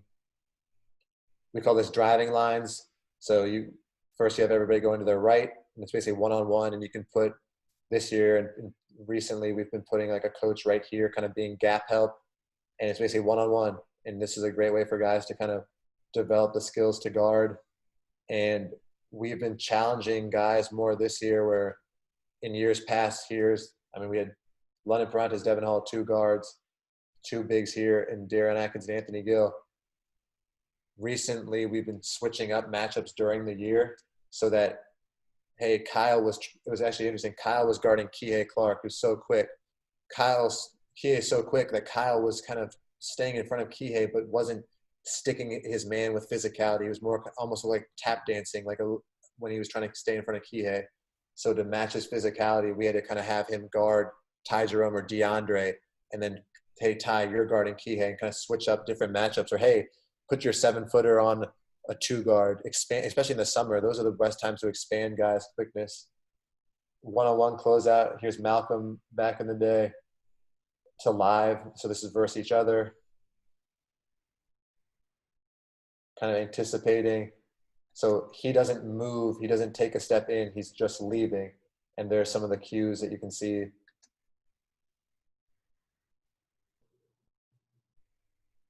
Force a contested shot. We'll live with contested shots. Johnny. Yep. How much of an emphasis do you guys place on tracing the ball on the closeout? I've seen some, clips of some of your guys, and I really feel like you guys do a pretty good job of that. Is that something you guys really emphasize, like tracing the ball? Great eye, because you definitely see it. That's something Coach Ben's huge on. He always quotes the Karate Kid movies: wax on, wax off. Just mirroring the ball. Don't throw your hands up aimlessly, but really do a good job of bothering that ball, irritating the ball handler, and just making it difficult. Because this year we had a lot of kind of post feeds from the top. The post feed, some of it might be on the post defender for not being in their position, but so much of it is just having those hands up. At least in the college level, guys don't want to throw passes if they see hands up. Obviously, as you get to Europe and some of those things, guys can kind of pass around it, but just having those hands up makes such a big difference of mirroring the ball. And just here's kind of DeAndre Hunter, just a really good ball pressure, active hands, sliding wide. He got lifted a bit there, but getting back in the play. There's some clips of that. Here he's so there's a bit of a switch here. So Ty switched on to Lammers, their center, but they're working it out. So Ty and Zay, I think, are going to try to switch out of this, but there's DeAndre's closeout on Josh Okogie. Hands up a bit late, but quick slides, baseline, active hands, generates a turnover. Devin Hall kind of being able to play hands-free, sliding wide, bothering the ball, contest. And here's Anthony Gill on George's Niang. And this wasn't great ball pressure, but it was kind of just enough. See how AG is kind of giving Niang a cushion, because Niang couldn't shoot back then like he can now. But then AG starts using his length to bother more and to trace. But this would be probably, if we were to, in film, this is something where Coach Van would pause it and say, AG, got to mirror the ball, got to trace the ball. Coach Van would definitely say, I can hear him saying it right now in my head, your hand's low, his ball's high. He's like, that's game over for shooters. So just trying to make sure you're bothering those shots, and then gang rebounding here. Hey, Johnny, quick question for you. Yep. In terms of the one-on-one drill work you guys do, is that an everyday type thing, something one-on-one related? If so, is it always live? Is it always dummy? How do you guys organize that in practice? Great question, Adam. Great question. There is always some element of live defense and one-on-one, whether it is I think I have a clip. We've been doing some 3v3 to 2v2 to 1v1 stuff that I think it's almost like habit stacking, like you're working your offense and you're working your defense. So there's always an element of it. Usually it is in the beginning of practice in some of these one-on-one closeouts, and then we'll kind of go, whether it's or driving lines. You'll see driving lines and lane with slides pretty much in every one of our practices, probably 90% of them. And if we're not doing those, then we're doing some other variation of maybe one-on-one from closeouts from the elbow to the wing, or from the wing to the side. So great question. Hey, Johnny, Zach here, if you can. Yeah, hey, Zach. What are the and think about this for a second. But what are the 3 to 5 things you think in a practice, Coach Bennett's saying the most? What's he saying? What are his teaching points? What are the things as that possession's going? What is that talk like from him? And maybe, if you can, and then maybe does it change a little bit in game? Or what are the things that he's saying a lot in practice? I'm just curious. Yeah, great question. In terms of the defensive side of it, defense, yeah. Yeah, in terms of the things that he's looking for most when it comes to the pack is, are you in the right position? So he kind of has 3 P's when it comes down to the pack, and it's your posture, so your stance, your positioning, and then he's kind of old school with it, but your pointer, so he calls it vision, being able to see ball and man. So whether he's locking to one player and then the coaches are locking, those are kind of the big things. And getting into the next slide, kind of great question and segue into that. The thing that he's probably looking at the most and talking about the most is your defensive positioning. Are you constantly repositioning yourself as the ball moves? Are you readjusting as cuts are happening? And that's probably the thing that he's looking for most, making sure guys, he hates. Is there a verbal there? Is there a verbal there that he's saying? I'm just curious, Yeah. So one great verbal that he has is kind of no back of the head. So he'll kind of point out, like, he always says no arrows in the back. That's one of his big things. So whenever someone loses vision, he'll point out the fact that their head was turned to the ball. So he'll yell at something along the lines of like vision. I mean, vision is one of the biggest ones. So that's a great one word kind of vision or gap. He's always talking about the gaps, vision, in terms of probably gap is the verbiage he'd use the most in terms of positioning. But he's always talking about being able to 3 P's, posture, position, pointers. So no face cuts, make them cut behind you.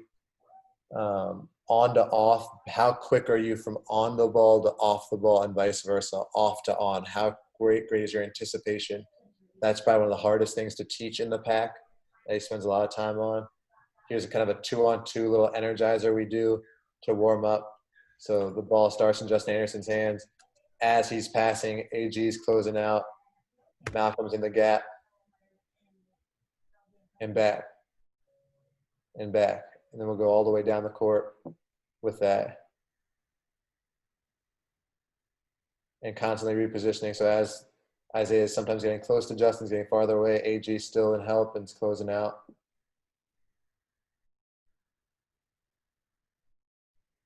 So this gets into the 3 P's I put in orange: stance, posture, positioning, and pointers.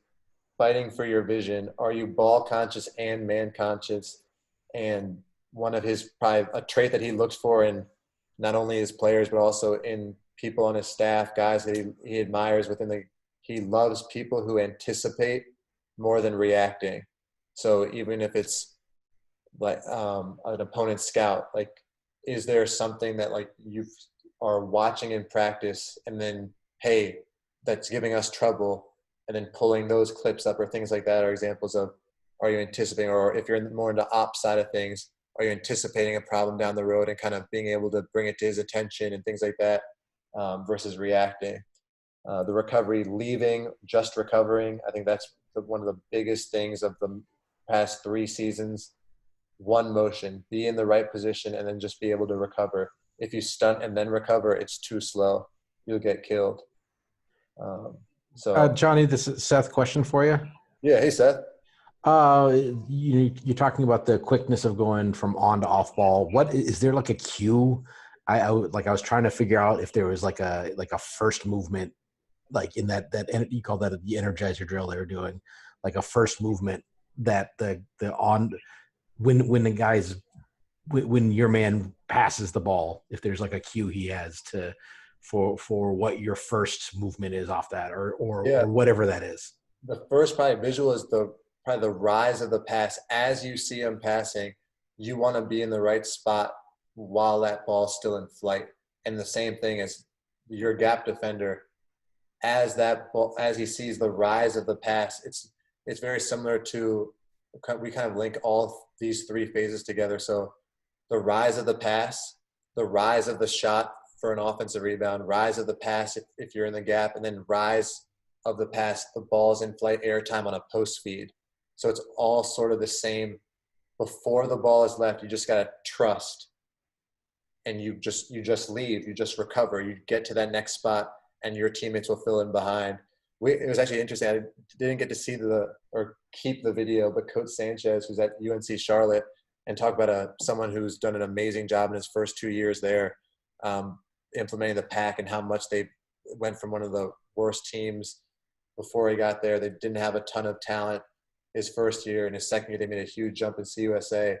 He actually had a drill where everybody literally was attached at the hip on a belt, and they had like these almost like a bungee cords holding them together, and they're literally moving without each other. So I thought that was a really kind of unique way of feeling, hey, this guy's closing out. Oh crap, I got to get to that spot without being yanked really hard. So that's kind of a neat, I hadn't seen that before. So if anybody gets hurt, can't blame me on that one. But so 2-on-2 kind of vision work. So there's a coach with the ball, and basically these two guys are live with two walk-ons playing, and they're just pass, cut, move, trying to beat screens, help, don't lose vision. So here Malik tried to cut across Justin's face, but Justin made him go backwards. Just being a little bit closer to the ball than you are to your man. Helping on a guard-to-guard screen there. Close out high hands. We'll build it up to 3-on-3 vision work. We'll play out of the high post, post-ups, or just with regular 3 perimeters. Here's an example of a face cut.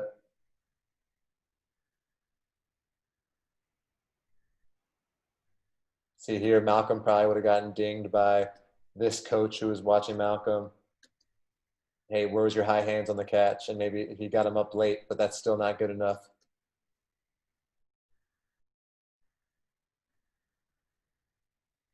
And honestly, right here, like Justin would be getting like almost like an F. Justin should be like, it's almost like he's just playing the drill right here. Like he needs to be up in this gap.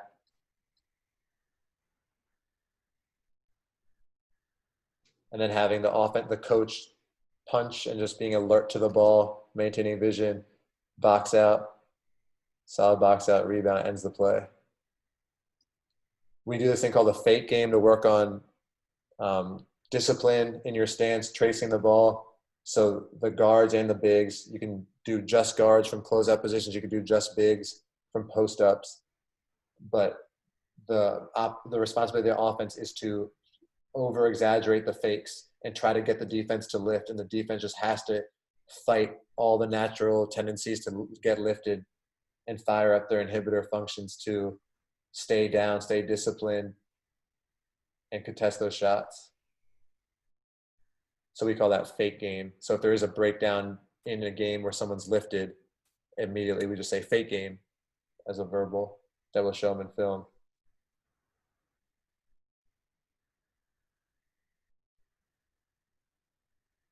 Talk about the pivot series there from our old GA. Look at that footwork. Definitely travel, but this is a drill you will see every single day at our program. 3-on-3 closeout. We'll initiate it from different spots. Here it's just under the rim. So on flight of the ball, they got to be able to have vision. On flight of ball, they got to be there on the catch. And these guys, obviously, you can throw it to different spots. They threw it to the top here. So this guy should be closing out more to his gap than to his man.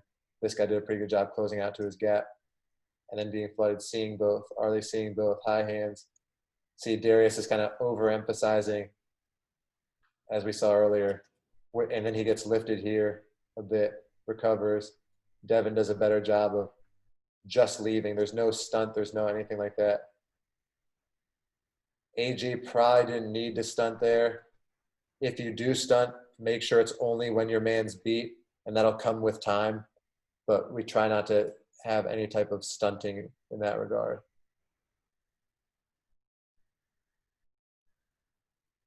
And you can build it up from having the guys go on the perimeter, be stationary, to just work. Hey, this is how you move with the ball. As the ball moves, this is where you move. This is the spot you need to be.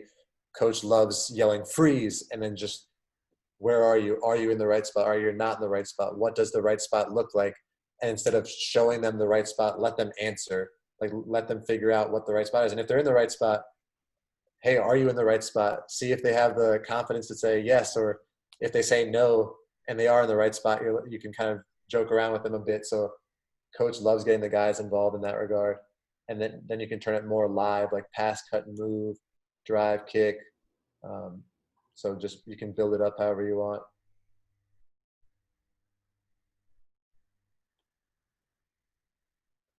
Here's one from I think the 18-19 season to close out to the wing.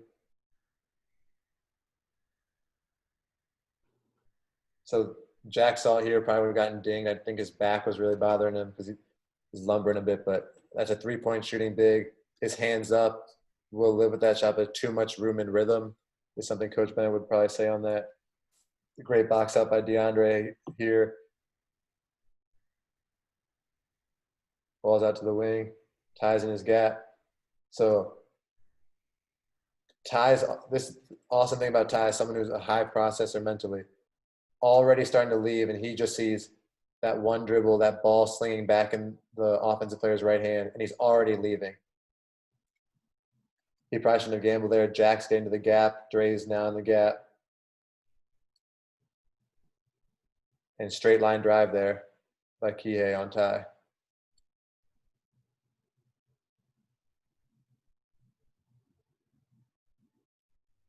Mamadi wants to earn some minutes here at that move right there.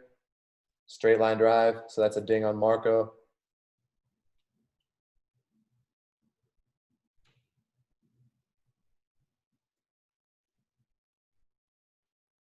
Here with Jay's closeout stance is not great. Could be better. Braxton does a great job of just staying in that gap, and he doesn't take a side stunt. He moves in the right position without lunging to the ball, and he's able to get out. Probably needed to close out with higher hands there, which allowed Kia to kind of rise up. Way to get back and rebound. Great closeout. Here's an early high hand by Mamadi. We're big on not getting shifted by jab fakes, so Dre jabs, and see how Mamadi jumps to the side. Coach is big on hopping backwards and then hopping back once their jab foot returns. So don't get shifted laterally. Hop back and then hop forward. Hey, Johnny. Yep. What are some of the different formats that you do with that, the 3-on-3 with the closeouts? From the sense of like competitive, are you doing stops? Are you doing scores? Somebody gets beat baseline. What are some of the different formats that you do? And is there one that your staff or Coach Bennett that he goes to the most from a format standpoint with the 3-on-3 closeouts? Yeah, we'll go. Great question. So we'll break them up into, depending on how many healthy bodies we have and how many, like if you have enough walk-ons and things like that, we'll try to do it in groups of like teams of 4. And we love to emphasize getting a stop. Sometimes if it's more defensively oriented, you have to get like a stop and a score for it to count as one, right? And then you try to get first team to, and you'll play to maybe the time limits up to 5-minute drill, team with the most stop scores, and you keep going, or if there's a tie to make it competitive. What I think we can do a better job of, and what we've been challenged to do a better job of, and you actually just kind of threw that idea out in your question, is, hey, on baseline drives, if you get beat baseline, whether they make or miss the shot, like say they missed the shot, all right, that doesn't necessarily count as a rep, but if anything, that should be a minus point, right? Like you want to really emphasize the non-negotiable. So I think that's a really clever idea in a way that we could probably enhance. Hey, if you get beat baseline, or hey, there's a post feed from the top, two of the big no-nos in the pack, that should be a minus point for you in that drill. But a couple seasons ago, we realized we were emphasizing too much, or not too much, but more scoring offensively, and our guys just weren't bringing the effort defensively. So then we kind of came up with you had to get a stop, a score, and a stop for it to count as one. And then we actually started to see some more carryover in that regard. So you'd say first team to 5, but or highest score after a certain number of minutes. Just some clips of gaps and jams. There's some ball screen D. Just there's so much congestion here. London's on a really good shooter. That's why he's a bit out. Malcolm never really lunges in. He just shifts back into a better positioning. Niang on the spin. This was in the scouting report. We knew Niang loved to spin. So if he went to spin, London would hop on that.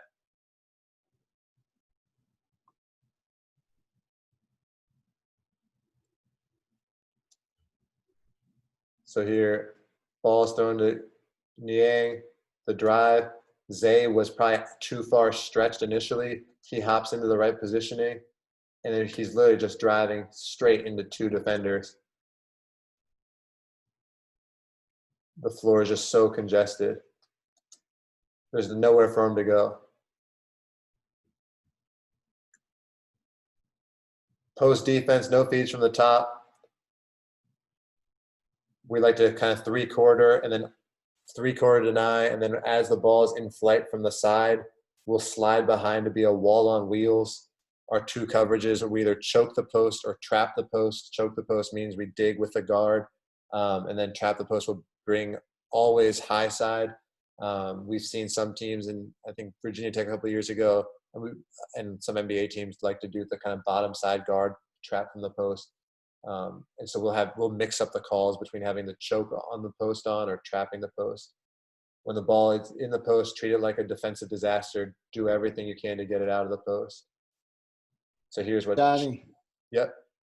So, and I'm not good with analytics, so bear with me. But with the post up being such a not a great like analytical shot, why is it that you guys view the ball being to the post as like the disaster that it is, seeing as like if you're a little bit off, like now you're scramble mode and could give up a 3 or something like that? Great question. Absolutely great question. Honestly, the post trap was something that they used to do earlier, probably when the 3-point line wasn't as big an emphasis. The reason we like it, it's a way for us to kind of keep our guys from it just turning to a sagging man-to-man defense. And it turns the pressure up a bit, and it's a way for us to actually generate turnovers without us having to kind of run through passing lanes or force stuff in the backcourt. It's a kind of safer way to generate turnovers when done effectively. But we will, if we have, and we've been fortunate the past couple of years to have some really good 5s that can wall up and be super physical, and we'll just kind of ride those guys out. Oh, sorry, let me just show that choking, close out. So that's what we mean by choking on the dribbles. On every dribble is when you dig, and then being able to close back out. 3 around 1 versus the choke. And all the same gap rules are always emphasized in all these different drills. Just all the different hand activity. Here, Toby was probably settling behind. He should have been 3-quarter when the ball was up top. Settling a bit behind.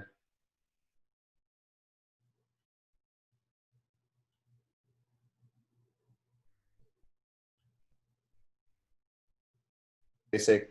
So we'll do breakdowns where our bigs are doing those very basic post trap drills, and the guards are working on the post trap rotation. So denying the feeder, and then one person taking rim, one person taking nail hole. But here's kind of the post defense out of it. On a retreat dribble is when you return back.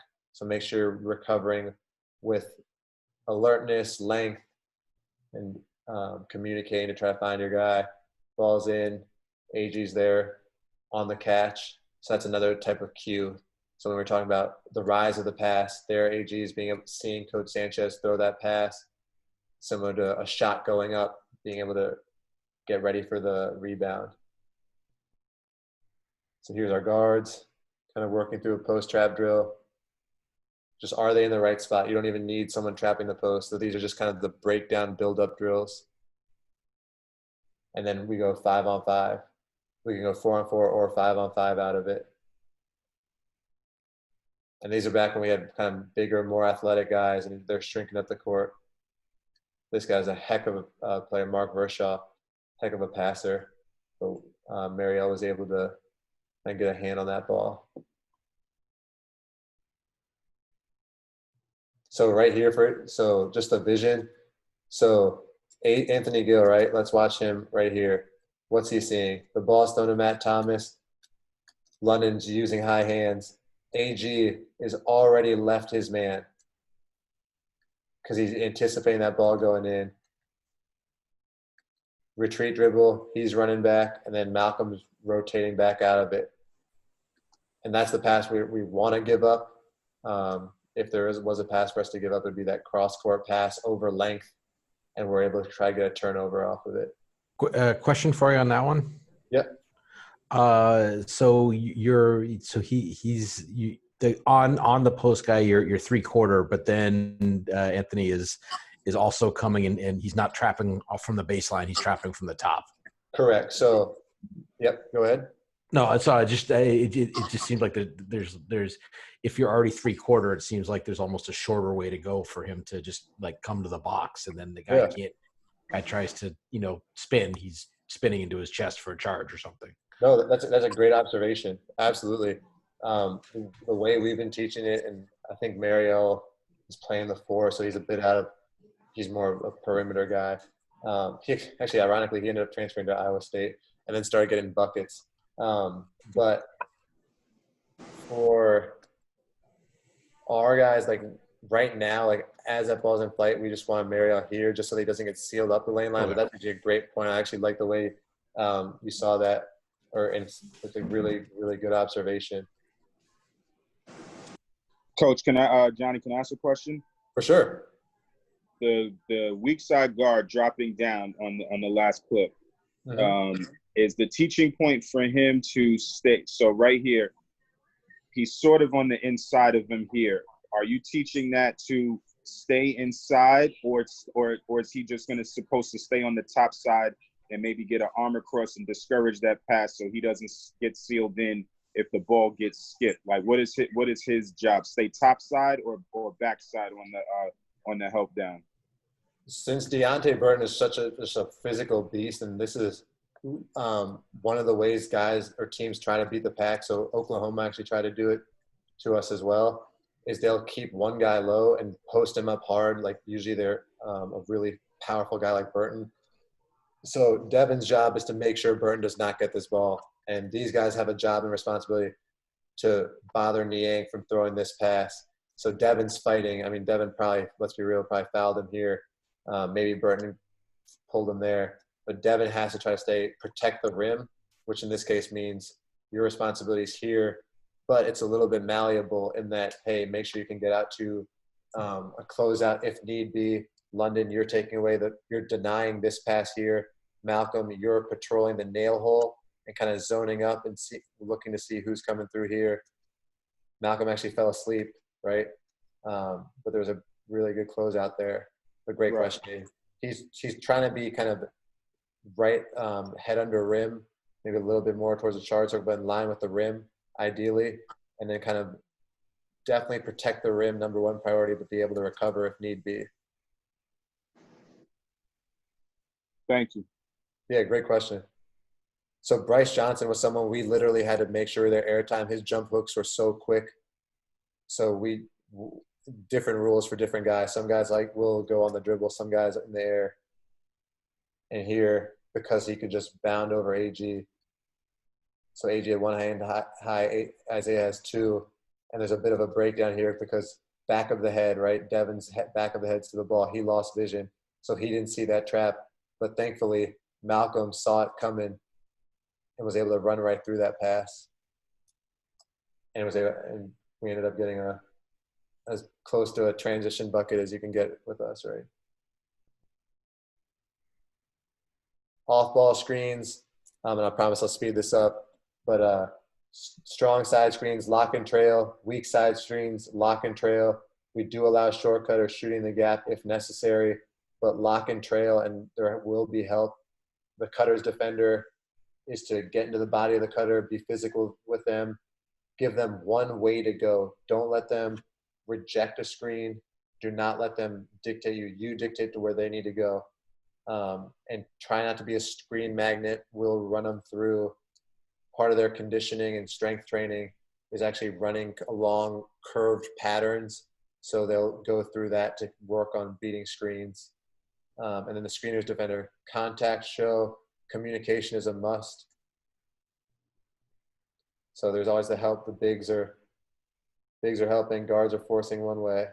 And then in this case, the ball goes from on ball and you're off ball into the gap.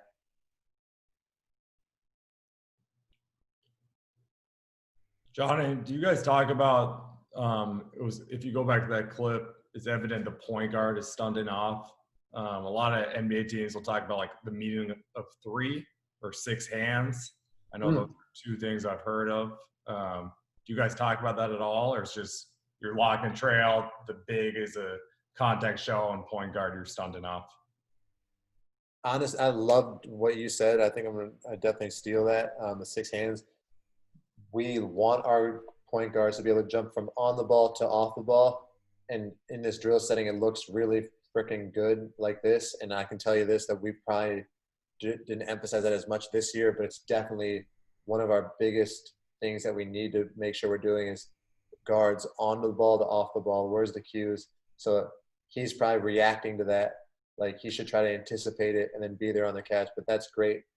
Michigan State absolutely wrecked us with their jumping off the ball from the pass. They were jumping our elbows like crazy when we couldn't run our blocker mover stuff, 13-14 and 14-15.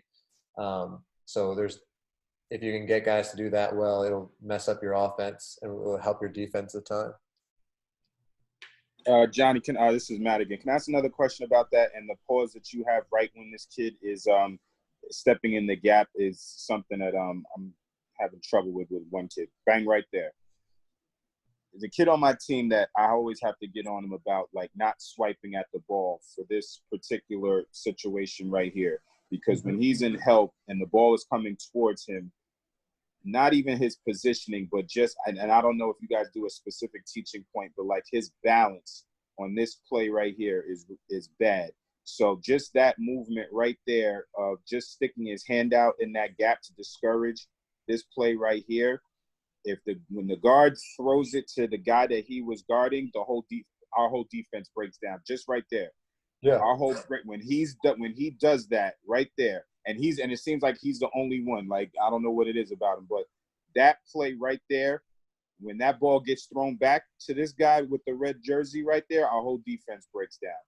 And yeah. I don't know, so everybody, I'm trying to teach the point or maybe just tell him not to stay. I don't know what it is, but do you guys have like a specific teaching point with the balance or whatever, the foot, not necessarily even the foot position, but just balance maybe of how to teach that so when the ball gets thrown back, he's not off balance to now give up a drive going towards the other way? For sure. Great question. A lot of that type of reaching kind of is carryover to, and this is a bad clip of him, like, seems like Darius has been overdoing it a bit. We never want that type of reaching, whether on ball or off ball. And we try to break that habit on ball defense and hope that carries over to their off ball stuff too, where they're not lunging, where they're not gambling. Those are kind of big points of emphasis, but absolutely. And honestly, a thing that kills the pack, and we can get into that at any point too, those pass backs crush the pack. Like if I was a team that played us, I'd be like, man, we should look to kind of throw once you throw the ball, throw it right back, because so many Pac teams were trained to jump from on ball to off ball. But if you're throwing it right back, all of a sudden that shot is right there, wide open. And who isn't living with, as long as this guy can shoot, catch and shoot three from the top with this guy's still stuck here, that's a Pac killer. And UMBC, I mean, that's what they did. They moved that ball around. They had us like just all over the place with that. Hey, what else would you consider a Pac killer? Yeah. Oh, great question. So honestly, teams that run a ton of ball screens were able to eat it up. Not in an area where we were kind of like, okay, sweet, it's more simple guarding those types of things. Teams that really move without the ball, that run a lot of like kind of 4 outs and kind of where it's guard to guard screening actions, that's hard to guard. Guard to guard off ball screening stuff. So UNC's has a 4-out 1-in offense where they kind of will wrap, they'll set a guard to guard screen and they'll wrap one guard right down the lane. That's harder for us to guard. When we play teams that run more Princeton or Princeton type offense, that changes the rules of the Pac because you can no longer be in the gaps. You actually have to be on your man line, their cut line versus being in the gap. So that kind of changes the Pac. So Davidson used to give us fits early on. But teams that really can spread you out, hold their spacing, whether they hold their spacing or if they're moving but maintaining their shape, if that makes sense. But teams that really pass the ball around like crazy, and then strong driving teams that can get to the line, teams that aren't afraid to drive through those gaps. So the really athletic guards that can dribble drive, not so much, but rub screens really are hard for us. Kind of the screens that aren't necessarily, it's like, do we switch that? Do we stay with that? So a lot of teams recently have been running some of these more rub cuts, and our guys aren't sure, and we're not even sure, is it a screen? Is it not a screen? And they can get really deep into the paint. And even teams that might even invert like some of their post-ups. Gardner Webb gave us trouble with that, kind of posting up some of their guards. We can throw the post trap at you with that, but then even then we're kind of playing a bit out of our comfort zone. You mentioned it a little earlier with the Iowa State clip with Deontay Burton. Is that something like it just lift? So you talked earlier about how you've kind of lifted the Pac off the baseline, kind of as and do teams that kind of like fill the corners and work the baseline, or is that something you just the talent and athleticism level isn't high enough for the most part for that to? Because I can just, if you're leaving the baseline that open, like at the NBA level, it just seems like you're asking to, have people throw lobs on you a lot. Yeah, no, for sure. So having ourselves flooded is huge. We want to make sure we are flooded in that regard. And I think the NBA level is different. We've always wondered, like, can the Pac work? I think you'd have to change the Pac a bit. But like some of the principles within it, I think maybe could work. But the NBA is different. The athletes are so much bouncier. They can cover so much more ground. And I mean, if your man is in that spot, great. But like if your man is dead corner, that's where we kind of want you. We'll give a little bit of leeway, but still trying to be here and to have vision on ball and man without getting beat too far. So like if you have a man in the dunker spot, you still have a responsibility to obviously guard your man. You have to be below this line. But it's an area teams have tried to exploit when we, in particular, on post traps, for sure. And honestly, teams that run super up tempo, that's also something like our guys kind of get excited when they see some of this team, the X percentage of this team's offense is transition. You can hear our guys in the film room go, oh, okay, that's nice. Because if we do what we do and we take them out of that, they're going to be frustrated. It's one of the most simplest ways is transition defense to be competitive. And obviously we're not Duke and we're not Carolina. We don't view ourselves in that regard. Those are like the elite of the elites. When Coach came here, he knew he couldn't play the way everybody else played. He had to find a way to be different in order to build it up and to compete. And this gave us a chance. This defense and even our offense was able to do that. for us. Kind of how we guard cross screens. So help, over, little beating screens, diamond drill.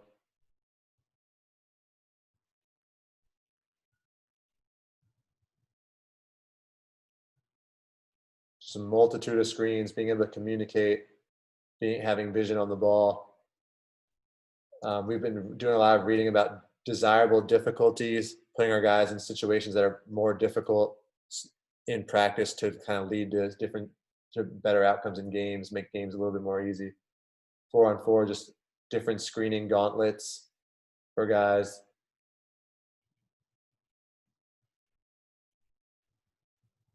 Five-on-5, beating screens. If the ball's on one side, like a sided, this is where we want to flood. Like Malcolm should have at least 1 foot in the paint.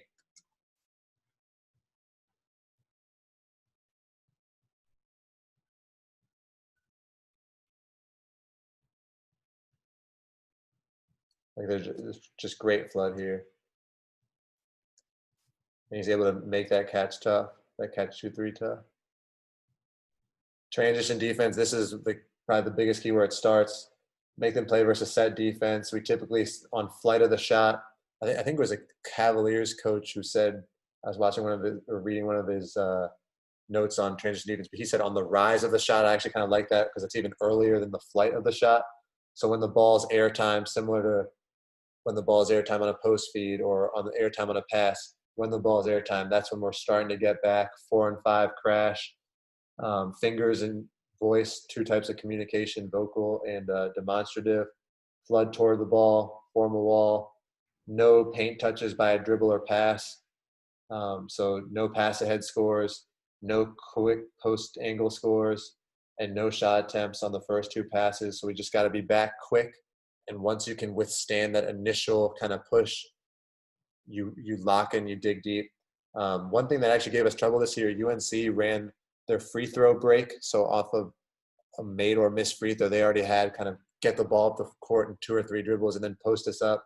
So their secondary break, which they always run, didn't really mess up too bad. But man, we had fits with that, with them just working the ball up the court off of missed free throws, which I thought was kind of an interesting thing because it's in a weird way. It's like transition, but it's like a slower transition, right? Whether they miss the shot or if they make the shot, and they're just right down the court. So being able to make sure we meet the ball early is huge. Kind of classic transition build-up drill we'll do. So it starts 3v2. So it kind of works your offense and your defense a bit. Gets the blood going. 4v3, so 3v2 to 4v3 to 5v4, and then to 5v5.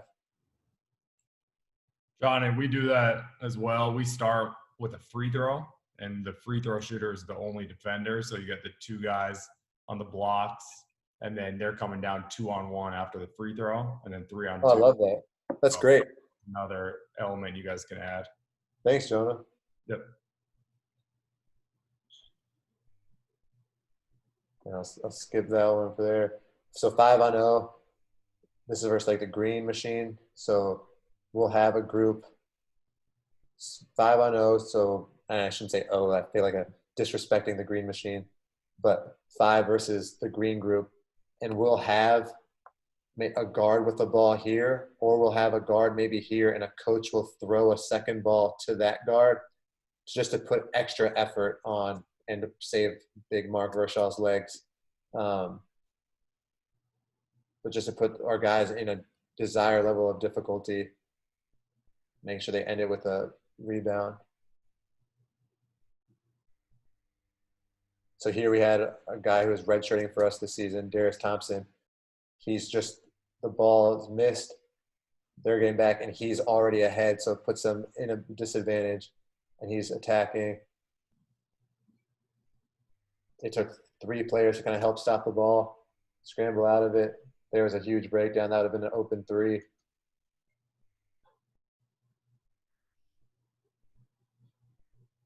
Poor closeout, beat baseline. Rebounding, the strength of the pack is always in great position to rebound. So you got to master being a good defensive rebounding team. just a classic build-up, and this is all stuff that we do even this year. One thing that Coach did this year, which he was big on not showing our little these little blue arms, blue pads, but in these build-ups where you go from kind of rebounding, just working your hands. So in this scenario, this student manager, walk-on, whoever you may have, he'll have kind of like a stick, a padded stick or a blue arm, and he's actually reaching behind to kind of tip that ball out, so extra length for them to go against on the rebound. So not only are they physically pushing against someone, but now there's another layer of length that they're to try to prevent tip outs. And if I can just jump in one thing, guys, I'll just make the EAT pads are so much better than the football pads you have. If your program doesn't have one, they're such a good investment. They're not cheap, but they are so much better. I couldn't agree with them more. They're so much better than that football pad. They're EAT pads. You wear them as a sleeve. We believe in them so strong. We have 3 different pairs of them because they're so good. They're so versatile. And to be honest, that contact you're getting is the contact that actually happens in games. I've been watching basketball a long time. I've never seen a guy do that in a game. That's never happened. They do that all the time. They lean on guys. If you EAT pads are terrific. And if your program can't afford them, hit up Cohen and Hammer. Their high major budgets can take care of you. Hit up Hammer, not me. But great point, Coach. Absolutely great point. And that's part of the reason Coach Bennett said it, like, whenever we show film, we're not allowed to show his blue arms, but I wanted to make sure I put in a good little they're kind of like laying down right here. I'll actually send you guys the link. I'll send the link to Jonah of like the different types of length simulators that we use.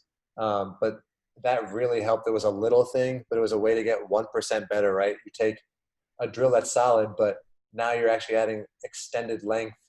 And if you have walk-ons, or if you even have guys that are redshirting, maybe they don't necessarily need those reps. They could actually, you'd be the ones tipping the ball out, or you having the blue arm to knock the ball out from behind. So those are our root outs. Just kind of 2-on-2 rebounding, having vision on the ball to the live rebound. So these are where you're developing the cues. Rise of the shot. Are you looking to find your man, making contact? And in some of the breakdown drills, kind of like similar to the root outs and just very basic rebounding slams, this year Coach made a distinction between, all right, in this breakdown segment versus the guy's really trying hard to get a rebound. Now he's just dancing, and now he's kind of playing an in-between game. So those are 3 different kind of levels of it, and now play them live. So it kind of gives our guys a way of breaking down rebounding to another level. Shots up, turn, find. Try to get the rebound. We tell our guards to circle back, guard the elbows, or rebound the elbows. 3v3 rebounding, same concept. Still working all your defensive principles. So you're habit stacking in that regard. Shots up, hit, turn, find.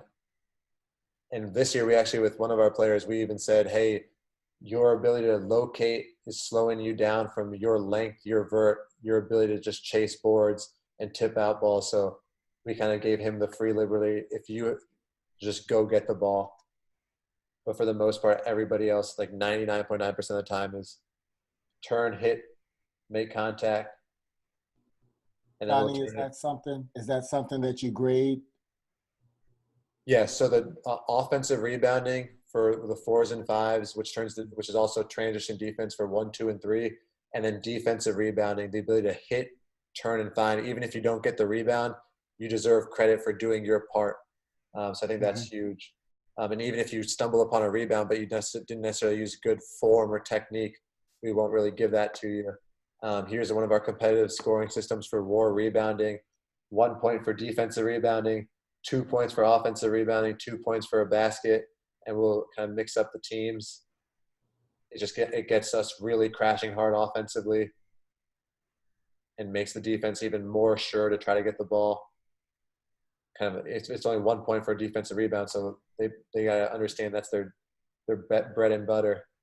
And then here the offense gets a rebound. They're able to go back up with it, and you keep playing. So if you were to have missed that shot, if they get a defensive rebound, great. But if the offense gets it again, it's another 2 points. So we'll do that for time.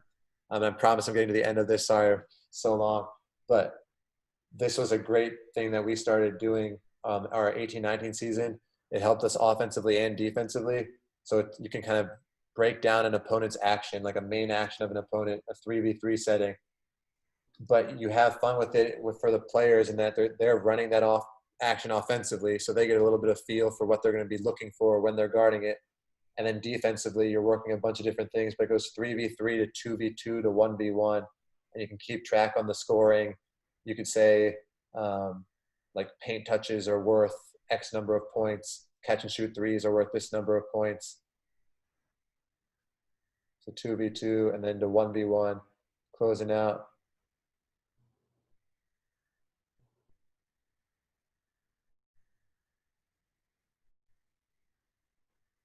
Here it is again, another clip. And we'll start from different sides, but still similar action. Ball screen, be able to roll, get to there on the closeout.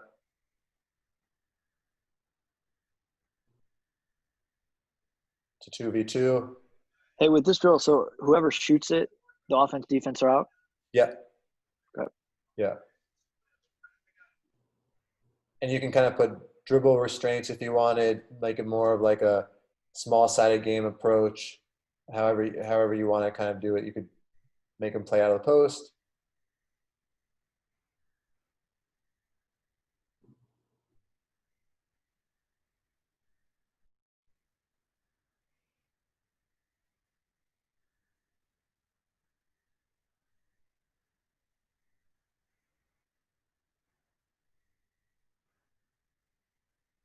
And then I'm showing this to you guys because you guys are awesome.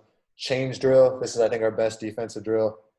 So offense has the ball, and you can work it around the perimeter, right? So offense is going to go to defense. So they're changing, right, from offense to defense. So the ball is being worked around the perimeter at any point when coach yells change. So he yells change. Ball has to be dropped. It can't be punted down to the other end or thrown into the stands or anything like that. We have guys try to do that. But just drop the ball, and the offense can turn and go, and you have to change spots. So Ty was on this spot. He has to go down here. Dre was down here. He has to go up here. And you just play out of it. It kind of gets you behind the play a bit, scrambling, and to try to get back to an even vantage point with another team. So to make sure that they don't no longer have their advantage.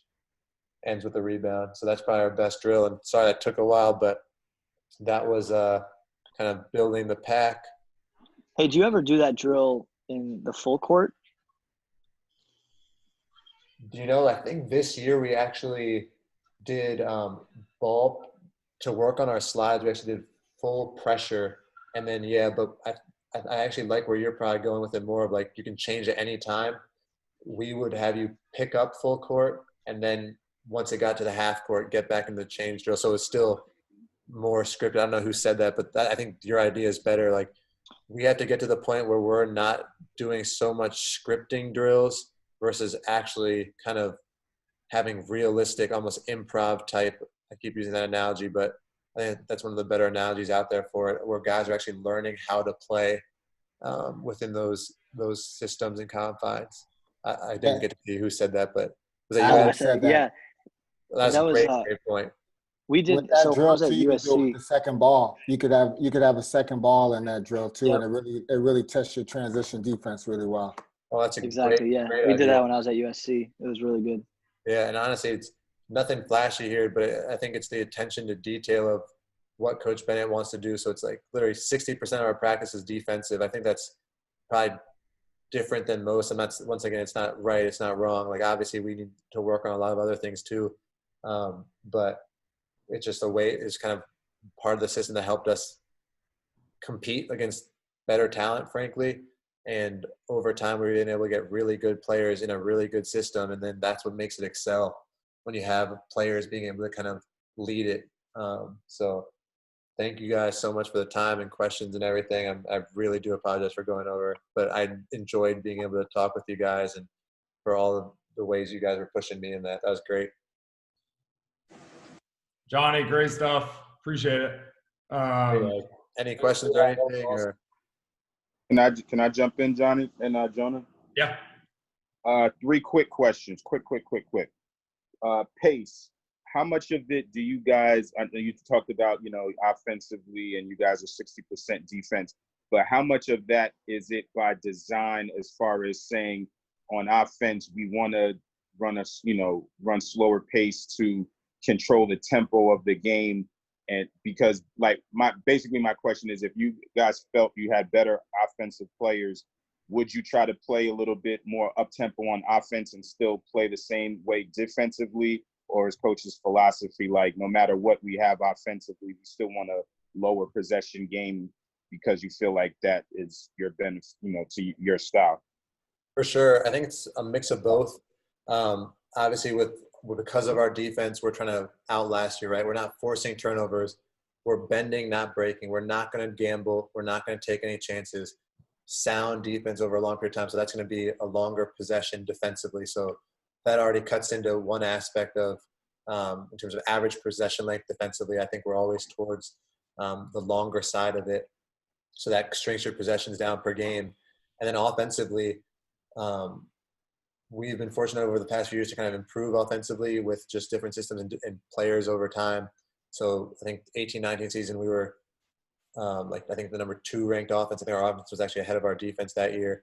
But we're always kind of in the top, except for this past year where we were just kind of lost a lot of our guys, or main scorers. Our blocker mover system, I do believe fully, is based on just physically taking a toll on you.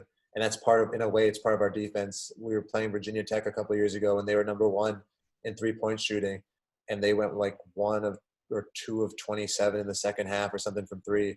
And their players just said they were tired from chasing and our screens and going through all the screens. So that offense kind of can supplement the defense in that regard. But I do think we want to push more opportunistically than we have in the past. I think we've kind of slowed it down, and some of it's just conditioning, right? Because we're going for 30 seconds on offense, 30 seconds on defense, or what have you. And all of a sudden, our guys need a little bit of time, and sometimes it is just after a made bucket, just walking the ball up the court. But those easy buckets in transition do matter. And this year, we tried to push more on misses. It didn't show up a ton, but in terms of our points per possession, when we actually pushed, we got some easy buckets in some close games, and we needed every bucket we could get this year. So I think if you guys watch our game versus Duke here, not to just because of Duke and all that stuff, but we actually try to push more on some of those misses in that game. And I think it led into some kind of empty side ball screen scenarios. Kihei got an early jump shot. Jay had a big dunk. And that was because we were trying to push more off those misses. Definitely something we can do. But those blocker mover and the pack line defense system go hand in hand. Wear you down on one end and then outlast you on the other end. Great question. Cool. And then I'm going to skip. I'm not going to do 3. I'll just do 2 in the interest of time. Coach's preparation for opponents, like his mantra, are you guys more, once you get into games, more focused on the opponent coming up? Are you still just worrying about working on yourselves? And kind of what's his, I guess, approach to preparation? Is he talking more about, what the team is going to try to do and what you guys are going to take away? Or is it more about imposing what you guys are trying to do on what they do, just from a messaging and a focus standpoint? For sure. Great question. Tony's dad, Dick, he was literally only watching his own team. He said he never watched a scout before in his life. It was up to the assistants to do the scouting for the opponents. Coach Bennett isn't to that degree of that. Coach is a mix of both.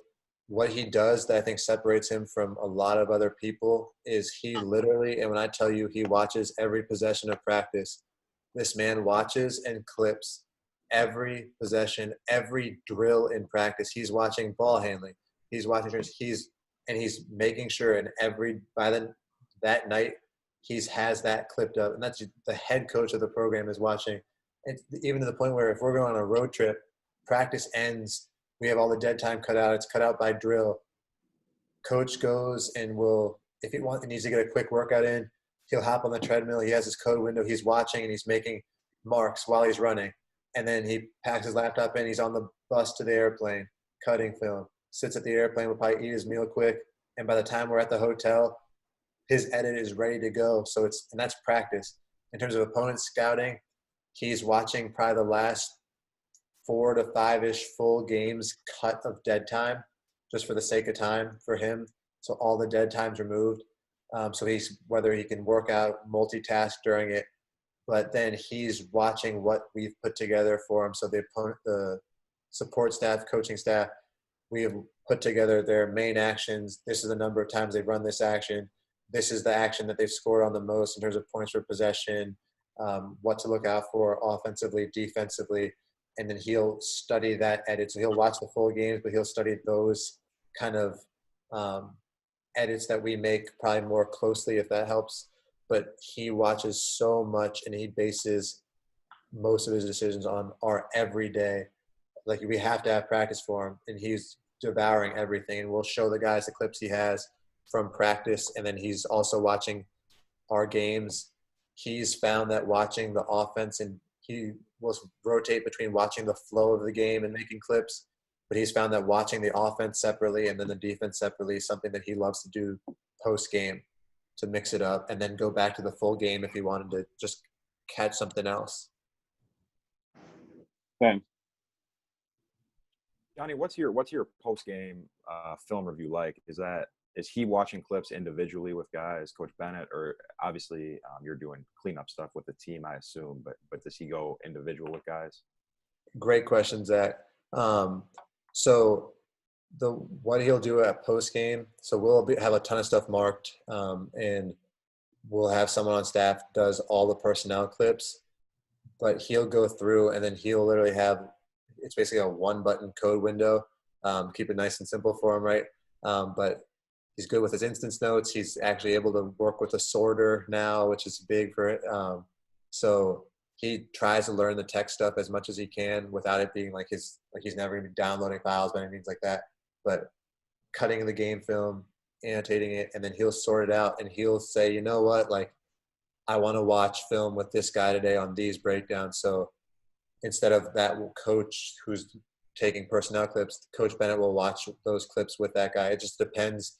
But we try to keep our film sessions shorter. The post-game ones do take longer, but we try to watch them before practice as a whole team. But he'll sometimes take specific clips out and then watch them with guys individually if it's more applicable in that regard. If it's something that needs to be addressed in front of the whole team, like someone is not getting back in transition, going back to our non-negotiables, then that's something they'll show the whole team. But if it's something he thinks can help a guy individually, he'll definitely watch it with them individually. Awesome. Thanks. Yeah, thank you. Maybe one more question for Johnny. Anyone? Hey, just one thing, Johnny, with you said he clips practice tape every day. Do you guys watch practice clip every day, the next day? Yeah, so we'll either watch it same day if we're traveling, and then we'll watch it next day before practice. And if it may mean taking 5, and we'll try to do those on the court, just something a little bit different, or change the venue of it, because we ran into this problem where our guys get warmed up. We do like the vitamin training and all that different stuff right before practice.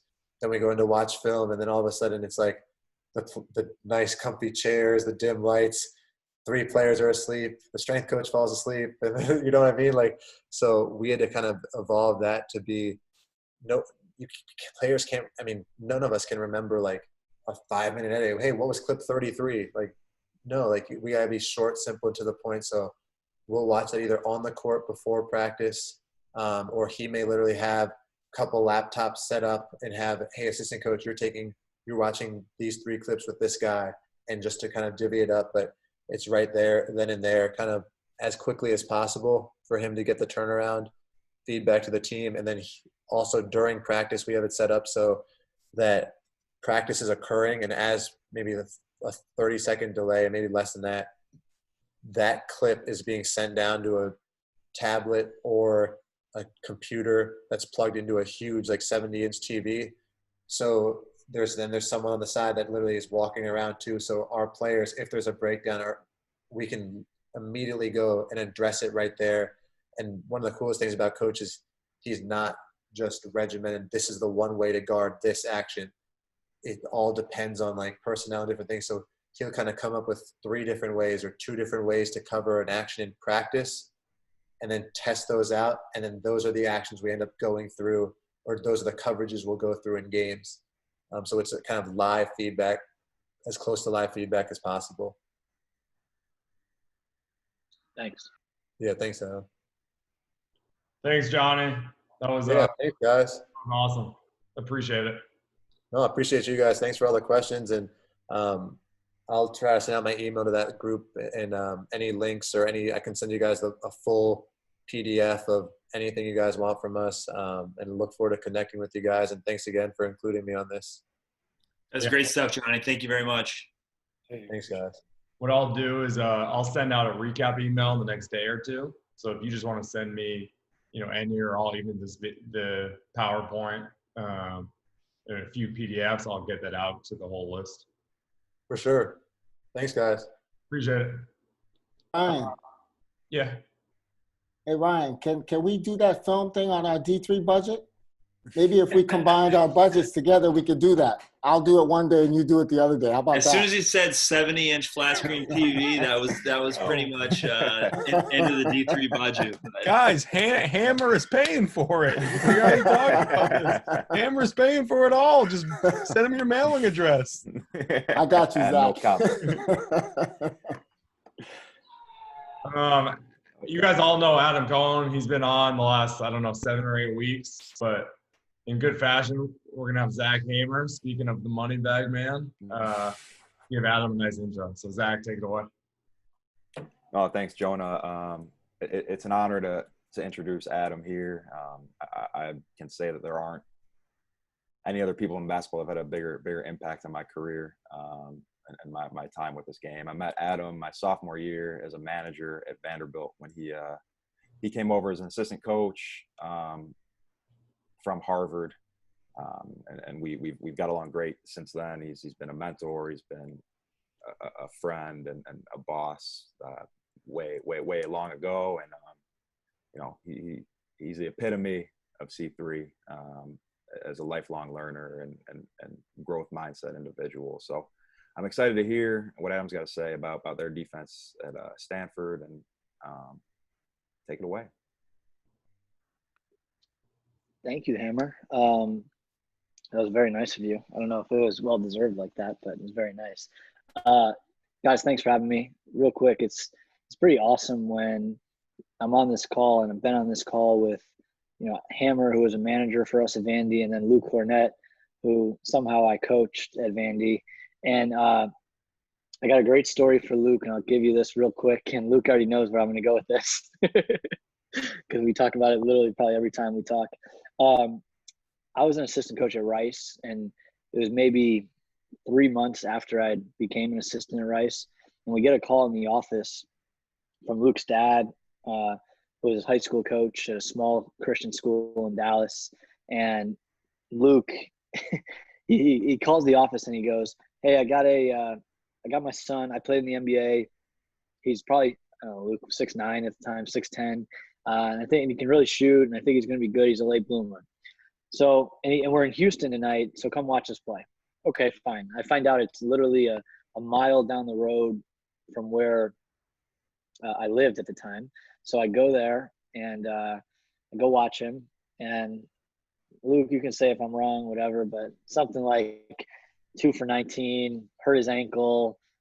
Go ahead, Luke. I was thinking like 3 for 16, but 2 for 19 could have been fine too. Yeah, something along those lines. It was really, really bad. And at Rice, high academic school, there aren't that many kids we can get in. I was really excited to see him, like former NBA player son, can shoot it at great size, so on and so forth. Like, man, then I go and watch him, and man, it was just one of those nights, and he got hurt and he couldn't really move, and so on and so forth. Literally 2 years later, I'm coaching him at Vanderbilt, and 3 years later, I'm coaching him at Vanderbilt, and amazing how much he's progressed, and obviously now playing in the NBA, and was a joy to coach every day.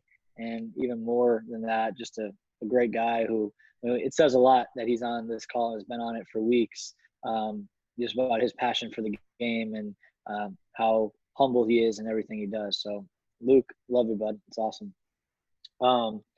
And yeah, and Johnny, great job with all that. You guys are probably going to hear a lot of similarities in some ways, and also a lot of differences. But it's pretty amazing how detailed everything was with what you guys do and how you teach it. And I thought you did a great job explaining everything. Thanks, Adam. Yeah, no doubt. And I'll share my stuff here. And guys, same thing. Obviously, everything is open. Ask anything. Shut me down. Don't just yell things out. Whatever you got to do. We had a pretty good year this past year. We won 20 games before potentially making the NCAA tournament before everything got shut down. We had the 7th ranked defense in the country on Ken Palm. We changed a little bit from year to year. This was year 4 of our coaching staff's tenure here at Stanford. And in other years, we played some zone, some man, some pack line, a lot of the very similar concepts that you guys had, especially our first 2 years. Our 3rd year, we had like a crazy long team that was really versatile, and we were switching a lot. And then this year, we kind of found out what we wanted to do, and it's taken us 4 years to get to that point, but it was really good for us. And it's the mix of pack line with some, I don't know if you want to call it NBA principles, but I'll go through it, and feel free to ask anything. We'll go from there. Can I, what's the best way to do this, Jonah? You want to share your screen? Yeah, can I? Yeah, last week or whatever week it was. I've never seen the pin video thing, Johnny. That was good. Which is crazy. I can't believe I've never used that. Yeah, Johnny, how do you video coordinator us up? And yeah, I got a PowerPoint. Can I do it with the PowerPoint? Yeah, I think you can share your screen. Well, yeah, no, when it's shared, it says the host disabled attendee share screen sharing. Oh. Okay, let's do this. Make him a co-host. Yeah, exactly.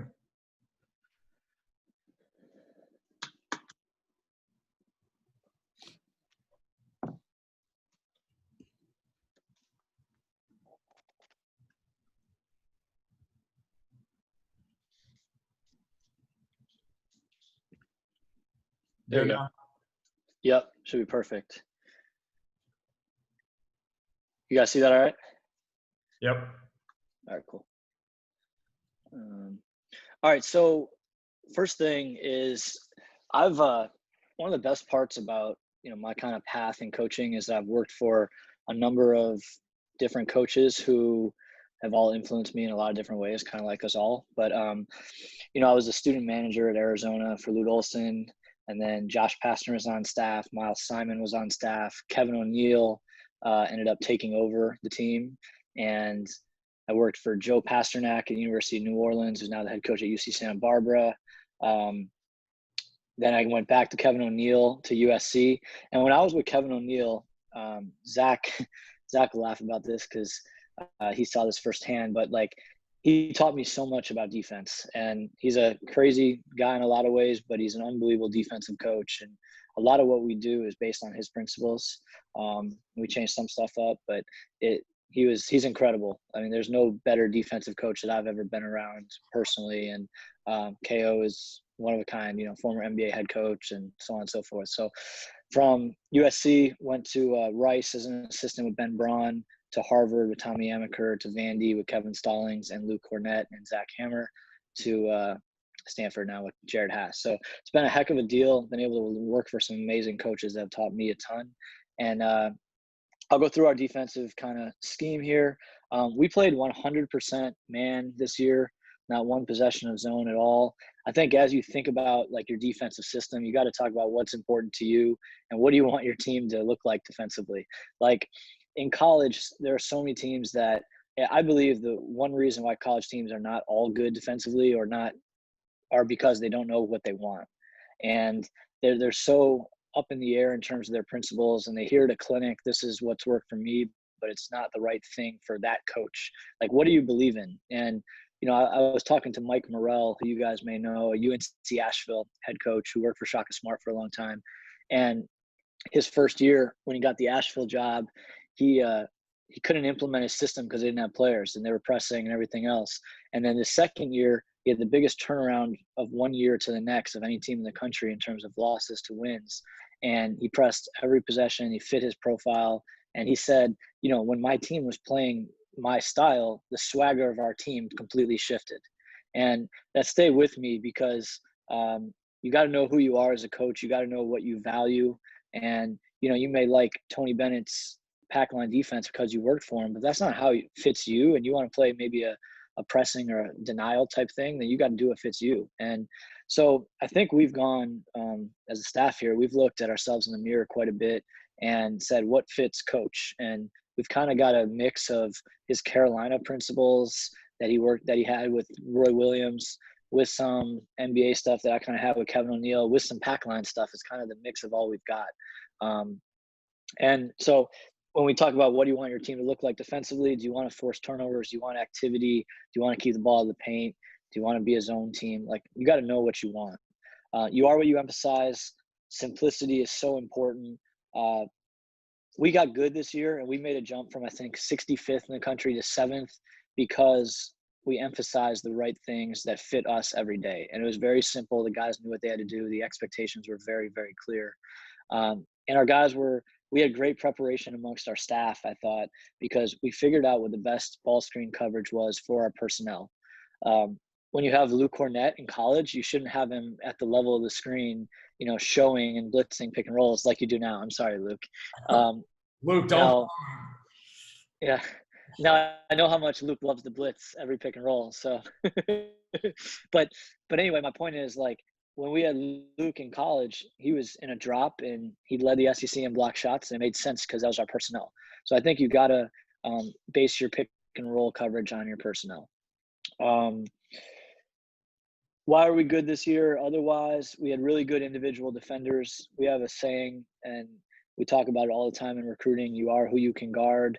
What do you recruit? We like to recruit long, active guys who are really versatile. Stanford, you know, obviously is an incredible name, but at the same time, we have to be really selective in who we can get in admissions-wise. It's the hardest school in the world to get into. It really is. I mean, I've worked at Rice, Harvard, and Vandy, and there aren't many kids that we can get in here, period. Then we had distinct responsibilities off the ball. Guys knew where they were supposed to be, knew what their responsibility was when they're off the ball. It wasn't just standing around. And we had great communication. The communication was really simple. It was ball if you're on the ball, gap if you're one pass away, whatever our pick and roll coverage, and that was color-based for us. And then MIG, which stands for most important guy. That's our last thing. We'll talk about that here in a sec. Okay. We did a little, you know, we just had a big talking point. What's actually important in transition defense? And Jonah, you talked about this. This is the first thing you talked about when you started, and what's actually important in defense. The first thing is setting your defense in transition. The second thing is guarding the ball, keeping the ball in front. Third thing is pick and roll defense. The fourth thing is defensive rebounding. That's what we said was important going into the year, this past year. So we focused on those four things. So we had certain staples, certain drills that were in our practice every day that our guys knew was coming to.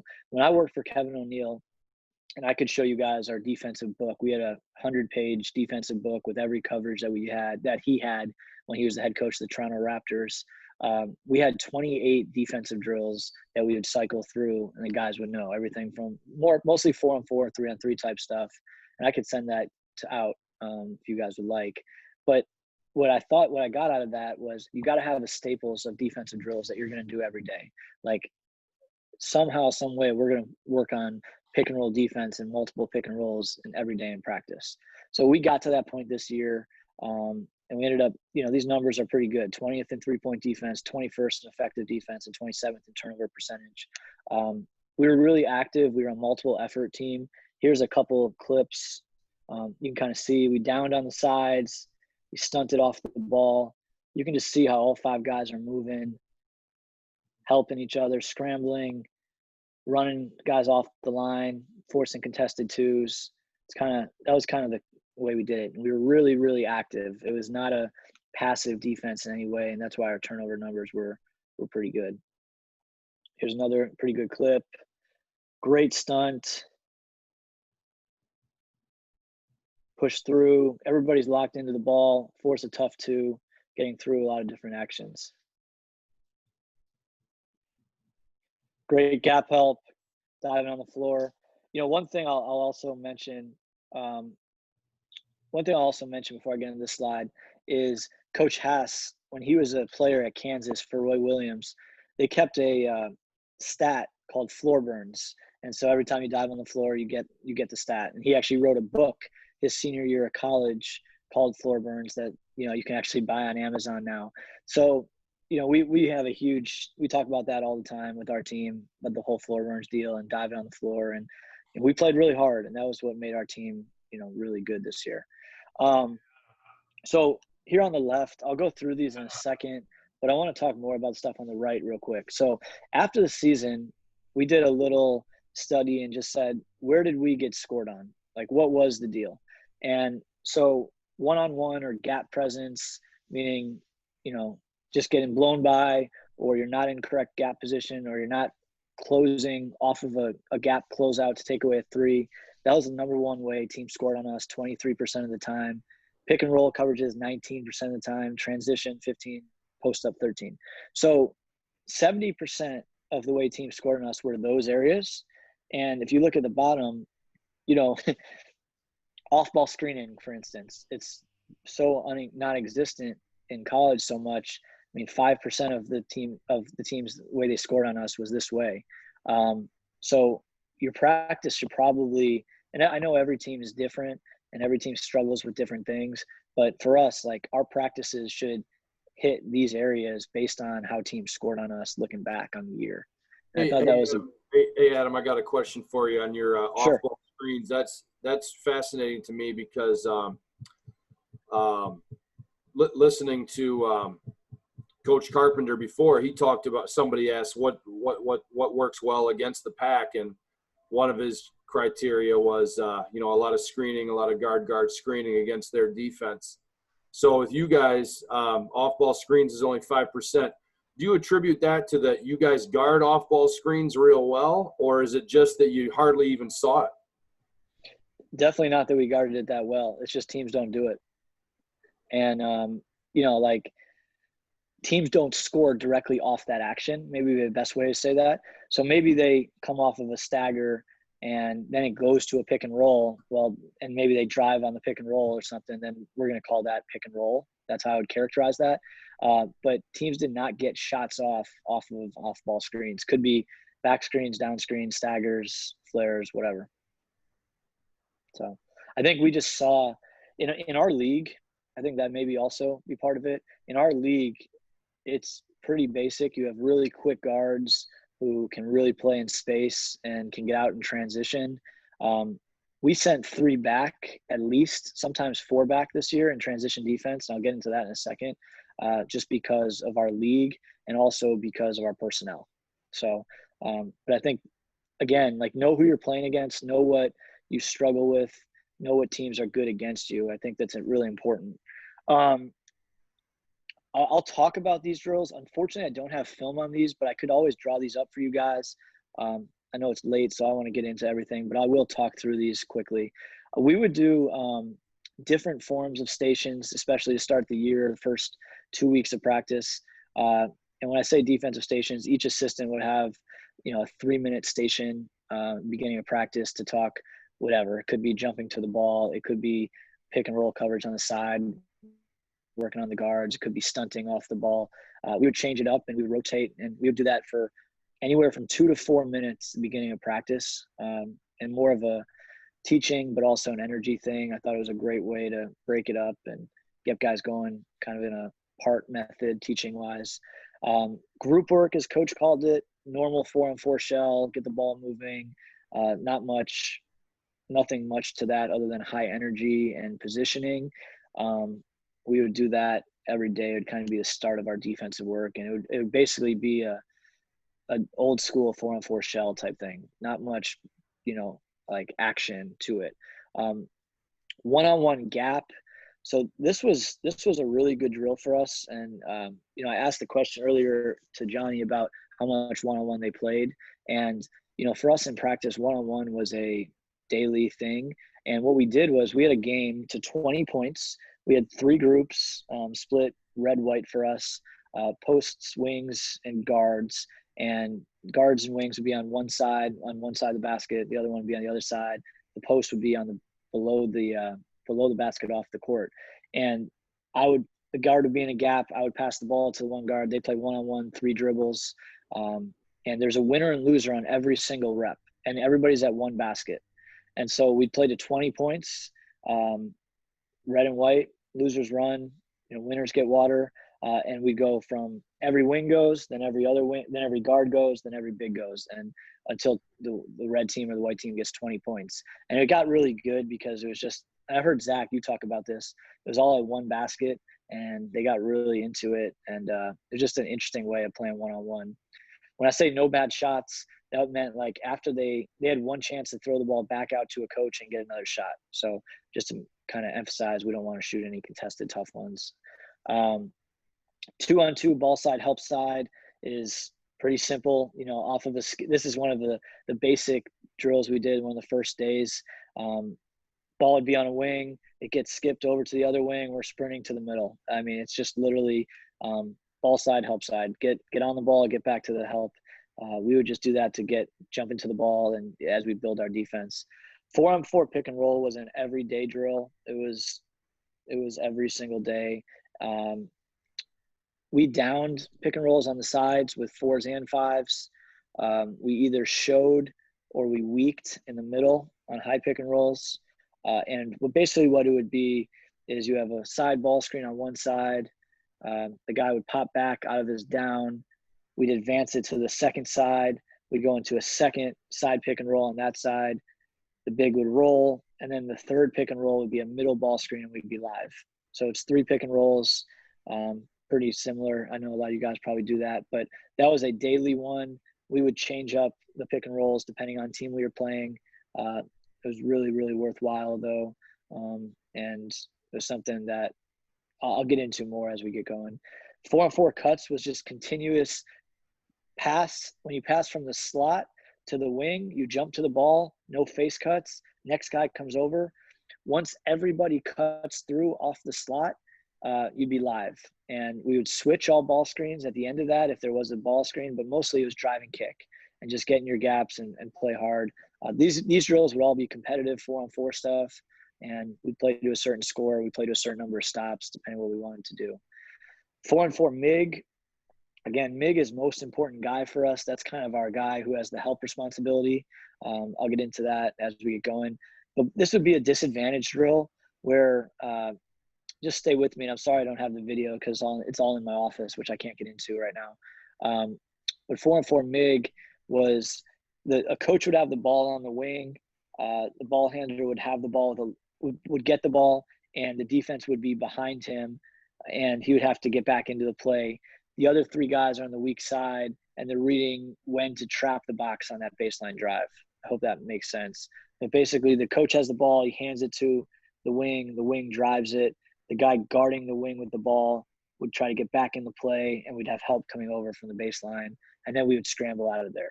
The big thing with that is most important guy, the MIG, the guy who's trying to help, be the low guy who's helping on the penetration is going to come all the way over, and then we scramble from there. 4-on-3 scramble, you guys probably know that. We would have a different shot clock, and we'd be able to kind of just scramble around and try to eliminate shots. So those were some of our daily drills that we did. Again, I'll send you guys the Kevin O'Neill stuff because I think that's really good too. Okay. All right. So here are our goals. No fouls, forced contested 2s, no in rhythm 3s, finished plays. Those were the 4 tenets of our defense.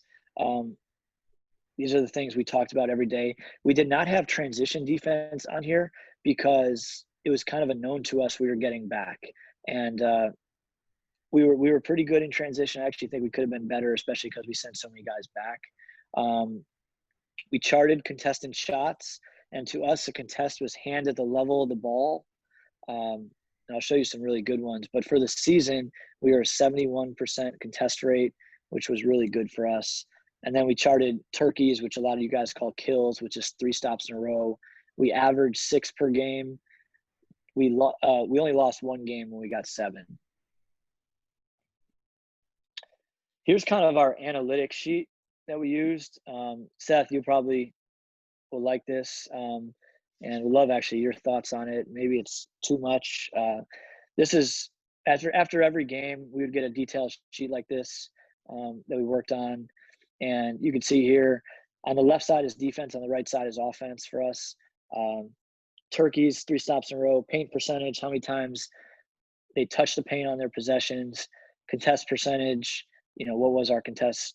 Obviously, what I was talking about earlier. Let me move this. And then effective field goal percentage defense. Pretty simple. You can see some of the games we did some things good in yellow, the other ones in red, and then our offensive ones on the right side.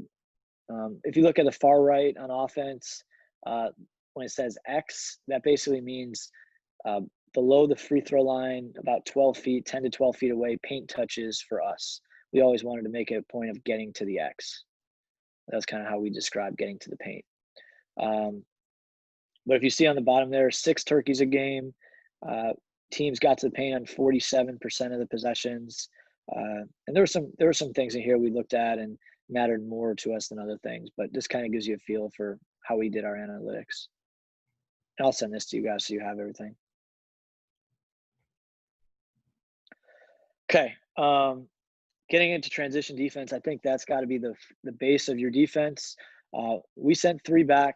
The main reason we sent 3 back was because we looked at the scouting reports from the previous years, and the previous year said almost the number 1 key of the game, every game in our league, was get back, build a wall, make them play in the half court, right? So for us, we decided we're going to not be good on the offensive glass, or not going to send guys hard to the offensive glass. We run kind of the form of the ball screen motion. So offensive rebounding is also hard because our bigs are up high. And our 5-man, we basically said, if you're in the paint, 4s and 5s, go to the glass, everybody else get it back. And if you're not in the paint, get back. And so there were certain possessions we'd have 5 back. We were 328th in the country in offensive rebounding, but that was to be expected. We've had some talks about, getting better at this and how we want to do that. It's a whole nother discussion. What did we focus on? We focused on stopping the ball and building a wall. So we'd say, stop the ball, build a wall, protect the basket, find great shooters. That was the way we described it. Here you can see a couple of clips. See here how everyone is really building a wall, and I'll run this back, but everyone's building a wall and is able to limit the penetration to the paint. And we really did a great job of closing here. Hey, Adam. Yo. It's interesting you guys say ball and wall. We say rim, ball, wall. And, same idea. I'm sure it comes from the same people. But just with that. That's great, though. You got to protect the rim, then you stop the ball, obviously, then you build your wall. Love it. I was going to say earlier, you were talking just about your kind of pillars. When I worked for the Mad Ants, Dan Burke, who's been with the Pacers for over 20 years now, I think, their 5 keys in transition defense is sprint back, stop the ball. Sprint back, stop the ball, build the wall, find most dangerous, and last man goes weak side. Because a lot of times when you're 4 on 5 defensively, I think it's known that load up to the ball, load up to the strong side, and the last guy gets back defensively. But sprint back, stop the ball, load to the ball, find most dangerous, find those shooters, and last man goes weak side. I've always thought that's a simple way to think about it as well. Yeah, I agree. I think it hits everything. And, for us, and I think in college, I'd love to get your guys' feel on this, but in college, the initial push by the point guard is extremely dangerous, and the kick ahead threes are extremely dangerous. Like those, and then you go into drag, pick and roll, and how you're going to do that.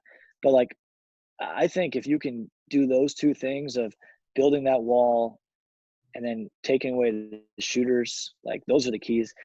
The rim run, although college teams still try to post and try to get ahead and rim run, doesn't happen that many times where they can throw the ball over the top.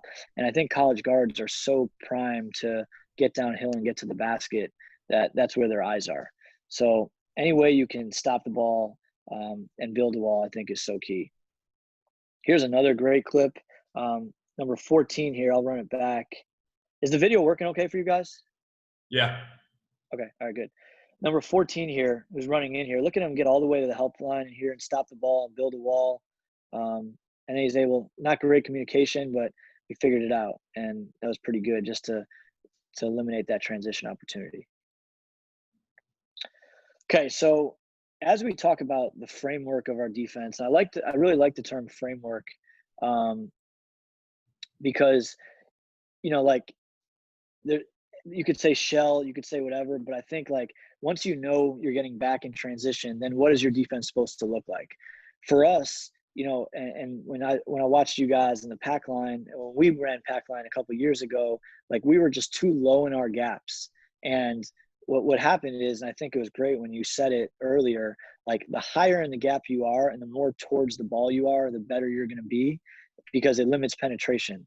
And if you look at the bottom two lines, the goal on the ball is no blow by. The goal off the ball, especially one pass away, is to discourage drives. And that was the way we kind of described it. So one guy guards it, four guys help guard it.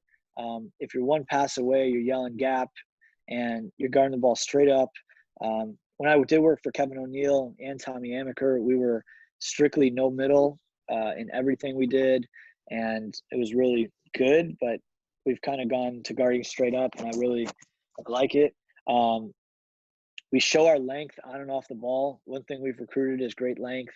And so especially in that initial position, getting your hands out is really, really worthwhile, and it takes away penetration. So when we talk about the goal off the ball is to discourage drives, a lot of that is because of our length and our positioning, one pass away and being high in the gaps. Here's a couple of clips. You can see here, Tyrell Terry, our little point guard, he's really high in the gap. Sorry, one second. Really high in the gap right here. That's kind of how we want to look, the guy on the left side of the screen, on the top of the screen. Right here, he's high in the gap. He discourages the penetration. We did not necessarily teach stunting at the ball. We basically taught you're towards the ball and your arms are out and showing length. So if he's coming at you and you can go get it, we can go get it, and we're okay with that. But we didn't teach like foot fake or hand fake. It was more just get your arms out, show your length, and be high in your gap. Here he gets a steal. Here's a great clip. We switch the handoff, and then we get into a down. And you can see our guy from the corner here, Dejon Davis in the mask, really high in his gap. It almost looks like a double team. He's guarding the corner guy. And I know how important corner threes are, but he's an unbelievable defender. He's probably the best guy we got. And he just has unbelievable instincts of being able to stay in his gap and get back and get his hand on it.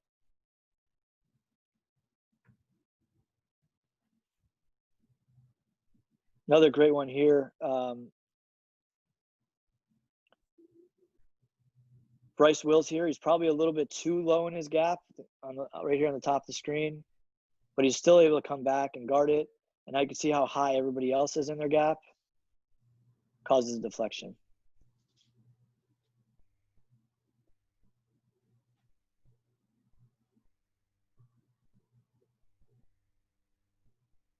We really emphasize jumping to the ball on every pass. You know, very similar to what UVA was talking about earlier.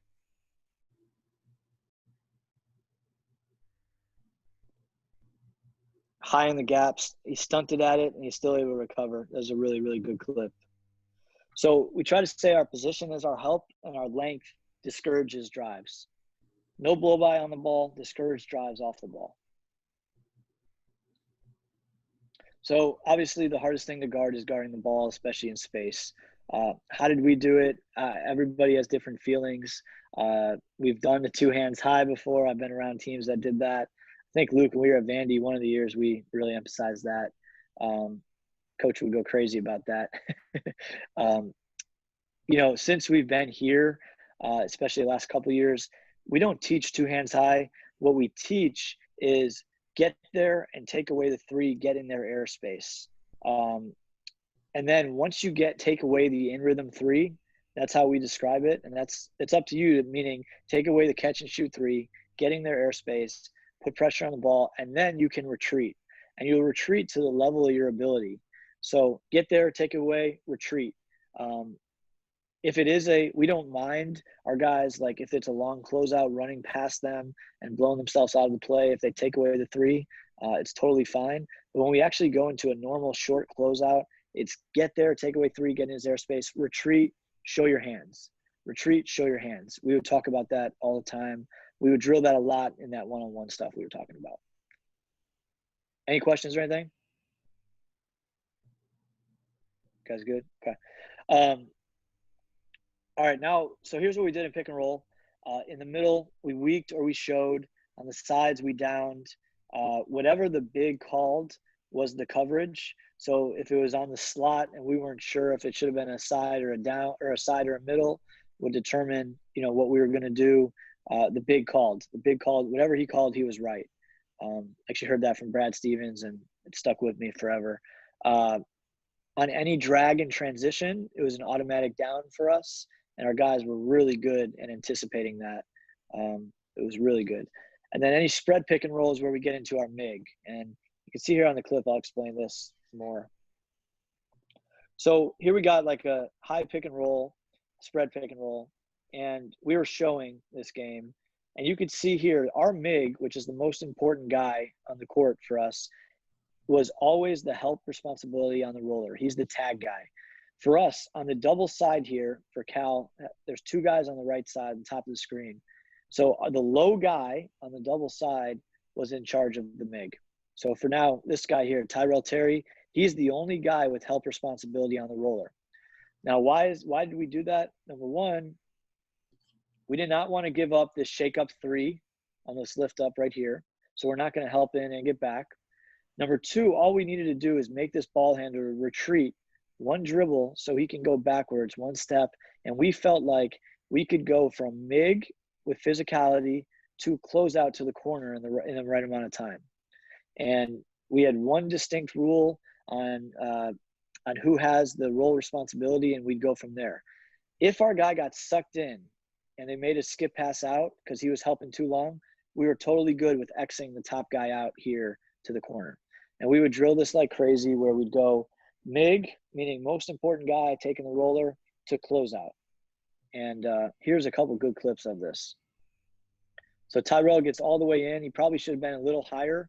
We wanted to meet him above the restricted area, but he's able to get a steal. Here's another one. We show, comes all the way in. You can see the low guy right here, goes and tags him all the way. And we feel like this pass from top all the way to the corner, our guy can get there, and we can provide gap help right here on the side as well. He's able to get there, and then we have jumping to the ball right to here. So I'll show that again. We go MIG to close out to gap. We ran him off the line. We forced a tough two.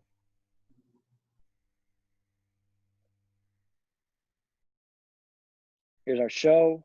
You can see our MIG all the way in. This is another great clip of how we taught it. We show, make him retreat. He picks the dribble up. Our guy's low there as the MIG, and he's able to recover out on a closeout on the skip, and then we have gap help. Adam, are you running guys off to the middle there on that corner? So that MIG, when he runs that guy off the line, are you sending him to help on purpose, or is that just a random clip? What's your teaching point on that?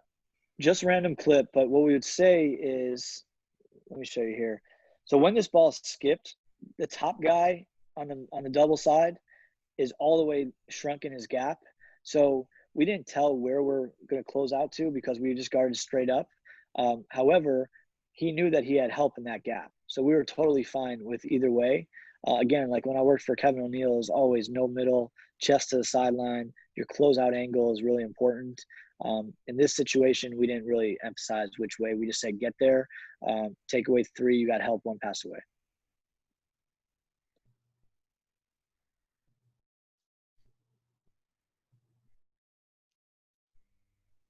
So here's more in the okay here. So when we talk about in the middle third, we're weaking or showing. Obviously, you saw a couple clips of the MIG. When we said weak, that meant get him left. If the guy popped, it would always be a stunt for the next guy. If the guy rolled, it was always the MIG responsibility. So here's our green coverage, which is our show. There's our MIG. We're back in good position. Here comes in second ball screen. Great show. Great MIG. We're back.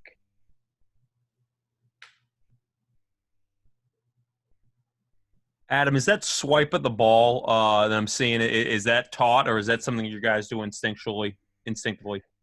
Yeah, it's funny you say that.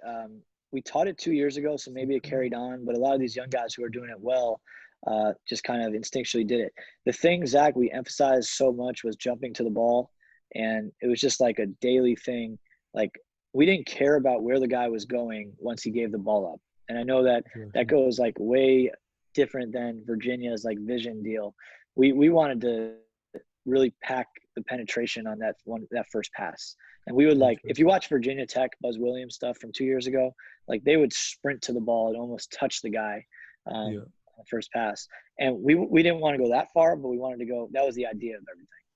Hey, Co, bring that back to that last clip and just so guys know what I'm talking about. Because one thing, guys, if you have a guy that does this, like, I'll tell you, it can be really good. But I wouldn't necessarily teach a guy to do it.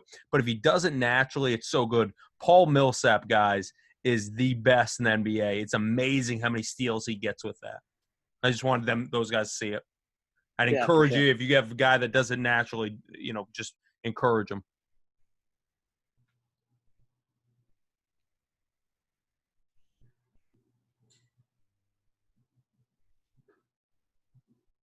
Green for us was our show coverage. There's our show. There's our MIG. And then we can play from there. That's another good clip of the MIG to close out and getting a guy off the line. It's pretty good. Here's our week.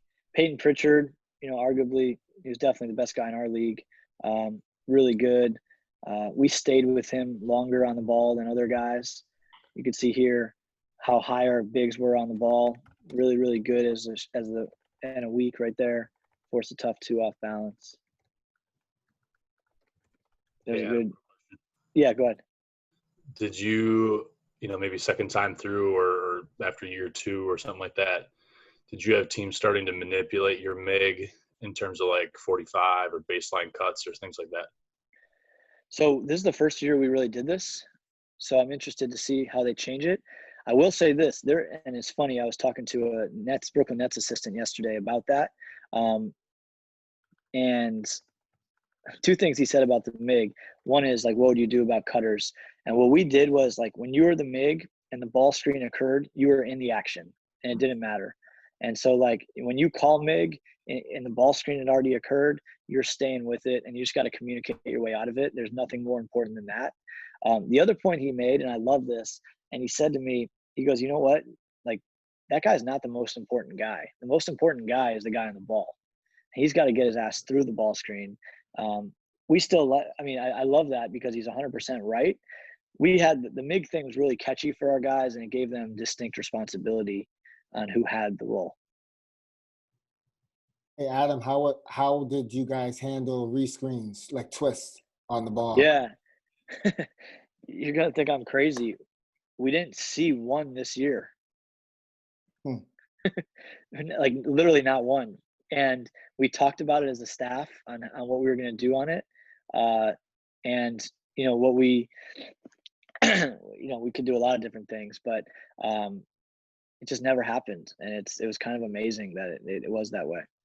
As I was playing it out, I think this holds up and it doesn't really kind of hurt you, but I wondered if you actually saw it so I could, as what I was thinking in my mind, I would know if it worked or not. You know what I mean? Absolutely. And I think, as the year went on, we went to more weaking than showing, just better guards and not having our bigs be as extended. And just thinking it through, like if we weaked it, we would just keep the guy on that side no matter what, because we were such a good down team on the sides that we would just probably turn a weak into a down. Does that make sense? Yeah. So he would just have to stay on that side. I guess we did that a little bit of Peyton Pritchard, but it didn't happen much at all. So like here's a great clip of our gold, which is our weak. The guy pops this time, or sorry, this one here. One sec. This is a great one because he pops and you can see the stunt. There's our weak. The guy pops. The stunt would come from this next guy over. Maybe it's the next one. Here you go. There's the pop. Great stunt. And then we're right back in our gaps. High in the gaps, high in the gaps, high in the gaps. You can see our activity level. Always have one guy guard it, 4 guys help guard it. So now we talk about, on the sides. And everything was a down. For us, our coverage was blue, blue, blue, blue. I know we've all talked about downs before. What we figured out was we can down anything if we emphasize it, and we really drilled this like crazy. And Luke, you got to tell me how you think about this, because I think it probably sounds crazy. When we were in what we'll call our training camp before we went on our foreign trip last summer, and I think that actually really helped our defense too, because we focused so much on defense during our summer session. If a guy on a down, think about this with me, if a guy on a down got over the top towards the middle, the big and the guard were out of the game on our foreign trip because they didn't call it out early enough or they weren't physical enough on the ball. And we just subbed them automatically. And that kind of got our guys thinking like, man, we better keep that ball down. We better keep it towards the baseline, not let him get towards the middle.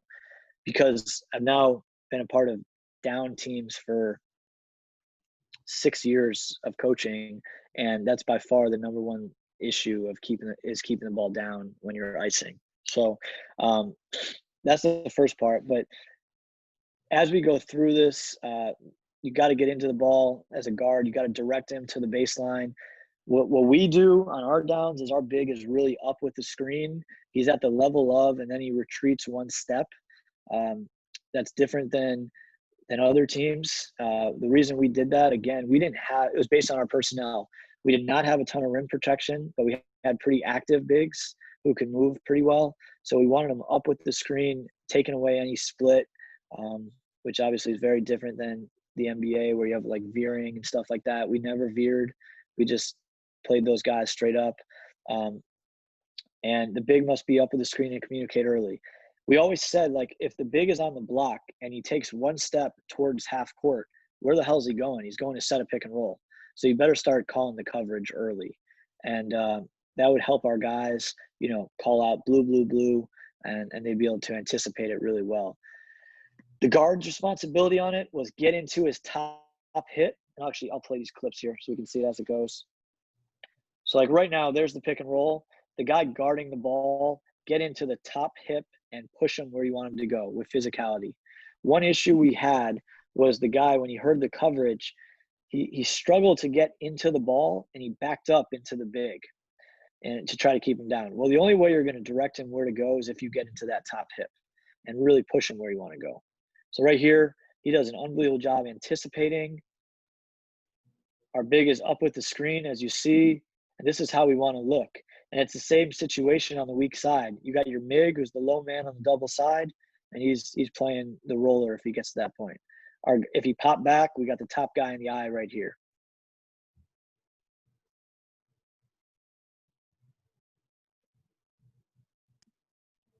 Here's again. Probably needs a little more physicality, but that's how much we're stunting. This is a pretty good clip of our stunt. So we're in our down. Great job by our big. Great job by our next guy over, stunting, and the big gets back to his own. There we go again. Keep him down. Great stunt. Make the big make a decision on the court. Yeah, I think doing that for like your overseas trip, especially early on, makes a lot of sense because like 90% of what happens when guys screw it up is just because they don't like trust it enough. Like they don't feel like it's like, am I really supposed to guard on the side of this? And so like when it comes to the teaching of it, like, yeah, it's like let them trust it completely. But also, once again, I'm not exactly the foremost expert on this coverage, so I'd rather. No, I appreciate you saying that because, yeah, go ahead. saw versus your ice or blue coverage that teams did offensively that gave you a little bit of trouble? Yeah, sure. So number one, if he can shoot, you got to change your coverage up, right? For us, if we were playing shooting 4, shooting 5, it could be a down switch, which we would do quite often. I shouldn't say quite often because there weren't that many great shooters. But like, for instance, right now, this guy right here is a guy that we had to make an adjustment with in this game. He made 2 threes on just popping back. And we just down switched it to take away that pop back shot. So that's the first thing. The second thing I'll say is, and hear me out with this, I don't have a board, but say you drive it down, you throw it back to the pop guy, reverse it to the next side, run into it, and slip it, and then drive right off him. That was probably the best thing. Oregon was awesome at that. If you check out clips of we played them at their place, they did a really, really good job of getting to the basket on that. So pop back, reverse, and you can set a second one or just ghost it and drive. Mm-hmm. I think, dribble handoff, that's another way. You could go dribble handoff into a ball screen was one thing that was good too. Because like for us, if we want to guard dribble handoff into a ball screen, we'd try to switch it and then down it. It was hard to do that though. I think same thing because the trust and guys were able to get over top that way. Let's see what else I got here. So here's another good clip. And this is an example of what I was talking about earlier. This guy doesn't jump into the ball, but he jumps into the big, which gives more space. It's not really good. We want him to push into the ball. Now, one thing we've talked about, or what specifically is this big's job, we want him at the level of and then one step back, no dribble around, meaning towards the baseline, no split towards the middle. Those are his rules. Now, we wanted both of these guys' hands to be really active. So imagine the guard here is pushing down towards the sideline. His left hand should be in the pocket, and the big's right hand should be in the pocket. We didn't really say like your pocket responsibility or anything like that. We just said hands out, take away the short roll, but just be active with your hands. And then same thing, if he pops back, it was a stunt. If he rolls, our MIG would come all the way over. Obviously, that's a shot we want to give up. Hey, Pat. Zach. What was Pat's point about, Pat? You had a great point about in the ice, your hands. Yeah, the biggest thing for us, like you're awake, good. You said what? You're awake, good. Yes, sir. Defense. The biggest thing is keep your inside hand up because I think it takes away the vision of the passer. And we try to do, I think it's a Brad Stevens thing, connect and redirect the ball handler. I think what Adam said was spot on about the MIG being the guy on the ball, right, what the Brooklyn Nets guy said, because that really dictates the entire thing, the entire defense in the ice. See, if that guy's not, pressuring the ball and has that inside hand up, then it doesn't matter where the big is or anyone in the help. So that was a great point. Yeah, the inside hand. And I think like just having the activity. So like as you're thinking about this, for any of your ball screen coverage, I'm so big on your personnel has to dictate your pick and roll coverage.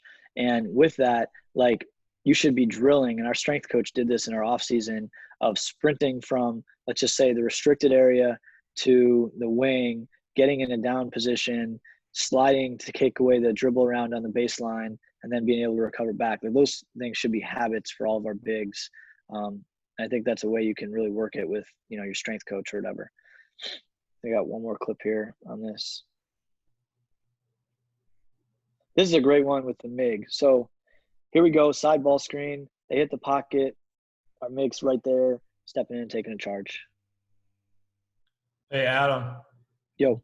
You guys, is it a difference with that corner filled? Like in the NBA, if it's like angle, right, and it's that kind of slot area or even a side pick roll corner filled, most teams will have the big a little further back because you have it's more crowded there and that strong side corner, 80-20, and you still have your low man or 2-9 or MIG. Yeah, we didn't we basically said in that situation that, like, do whatever you can to make sure he comes this way. Meaning, like, make sure he doesn't get over the top because we're so loaded. Right. Yeah. But we didn't change our coverage and say the big can be back farther, but I know where you're coming from. It kind of goes back to in college, like, simplicity is everything. Yeah. And like the least amount of thinking we can do to get these guys to play hard, I think, was the best. Yep. But I know exactly where you're coming from. It makes complete sense. Just like UVA, we post-trapped. I don't need to really cover too much on this. But what we did do was we post-trapped 4 and 5. The only time we did not trap was when the 4 or 5 man passed it into the other big. We would just choke, which is the same terminology we used, dig, whatever you want to call it. We must have got the choke from UVA in terms of the terminology. We helped from the middle. Literally the rules were the exact same. The one difference I think we did was we were a little more aggressive on the pass out, trying to get turnovers. I think we led the country in turnovers out of post-ups. I think we turned them over 32% of the time on post touches. So why did we decide to do that? The number one reason we decided to do that was because one of our bigs was our best player. We didn't want him to get in foul trouble. And he's not a big physical guy. He's more of a finesse 4-5, and we needed to keep him in the game. The number two reason, it was just because we don't think bigs can make passes, and there aren't very many guys that can be good decision makers. Luke Cornett, you can pass pretty well, I think. I'm giving you so many props, man. It's unbelievable. Yeah, I know. All right, so stick to your job, yeah. So here it is. On the catch, you can see how aggressive we are. We deny the pass back out, and then we scramble. I'll just let these run. You guys can see how active our guys were on the defensive end. So the guy trapping there, it was technically a 4-man for us. He was 6'6". We played small. We played active. And it really forced turnovers. Here we go again. Big, step in front of it, get out in transition. Adam, to your point about trapping because of poor players, I think Luke and Johnny will probably both remember this. When we scrimmaged Virginia Luke's senior year, yeah. And we had a big kid who was a freshman who wasn't ready for the moment. And I think that they post-trapped him, and he had a number of turnovers, and it totally changed the momentum of that game. So I think it's a great point that, trapping sending the double team to the other team's worst player, like, on its head, it doesn't make a lot of sense, but I'm sure that you guys got a ton out of that. Yeah, the turnovers were the biggest thing that we were due, and then we kept our guys in the game because of foul trouble. Because in college, there still are post-ups. They do try to pound it inside with the physicality part of it. We did play the same exact rules as Virginia. Now, I'll say this. If a post-up happened in the paint, for us, it was an automatic full front, which is a white is our call for that. So we did get better at that. And also any guard post-up, we would try to front of any kind. So Colorado actually was a team that posted their guards quite a bit against us. And they beat us on it on the first game at their place. And the second game, we did a really good job of getting in front. So here's a good clip. The question earlier, this is a really good example about this low guy. Can he get all the way over? Is he getting on top of his man, or what's the deal? For us, what we said was he had to be in front of him, and no, you can't get a pass to the rim. Now, in this situation, this kid weighs about 300. This kid weighs about 150. So there's not much that we can do, but his effort is pretty good, and he's able to get back in front.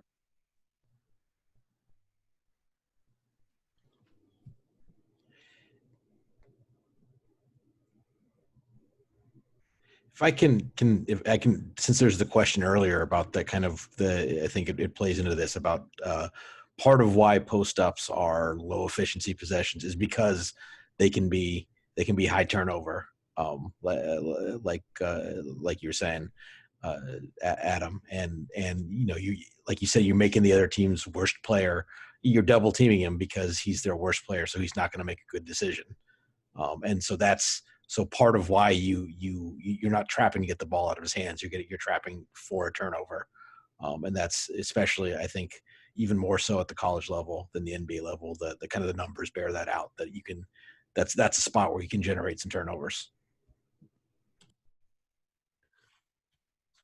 Jonah Adams' computer just died. Perfect. We lost him. Maybe I'll just text him. Hey, Seth, does that mean we're calling big guys dumb? Is that the nice way of saying that? Well, no, if you're throwing a guy the ball in the post, he doesn't see the whole floor. And generally speaking, they're probably less skilled than a point guard at making those decisions. And what that doesn't include is even the turnovers to throwing the ball in there as well. Yeah. Sorry about that. All good. The computer died, so that's I didn't realize it was that close. All right, let me get back to this. You guys staying with me? I know it's late over there. Yeah, we're good. Cool. All right, I think I got like 2 slides left anyway, so whatever you guys got. So as we look back on our year, what were some things that like we realized we must have to be really, really good? And what do we talk about all the time? One was ball pressure, and I didn't get into that a ton, but it's something our staff debates quite a bit in terms of how much pressure can we put on the ball. Our pickup point is just outside NBA 3. We don't pick it up much higher. I did like what Johnny said earlier about how you guys use K.A. Clark and making him, pick up full court some. I think we could do more of that. Sprinting to the ball, jumping to the ball. I talked about that. Like that was a huge part of this whole thing because then we were high in the gaps. We took away the penetration. Playing really freaking hard. Obviously, that's a given. And then multiple efforts are expected. And that's where you saw, our scrambles, guys getting to the next shooter, running guys off the line. That's where our multiple effort game was really, really good. And then when these don't occur, like when we watch back and watch film on stuff, we realized most of the time it was the first 2 things, ball pressure and sprinting to the ball, because our guys played hard. We didn't really have to worry about that this year at all in terms of effort level. We had at the beginning of the summer, we were worried about our team in a lot of ways. Hammer can talk about this because I talked to him about this, and we knew the only way we were going to be good was to have an elite defensive team. And we sold our team on that from day one. Those are the words we used.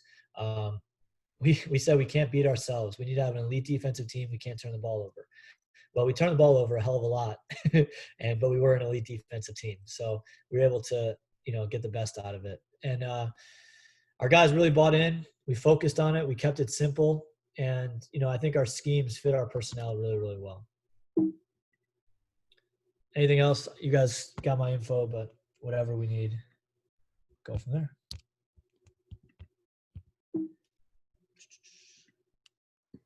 Questions for Adam? Any other questions? Adam, can I ask a question real quick? Yeah, man, anything. Guard and dribble handoffs. How did you guys guard them? And both big doing the handoff with a guard and guard to guard dribble handoffs. How did you guys guard them on the ball and off?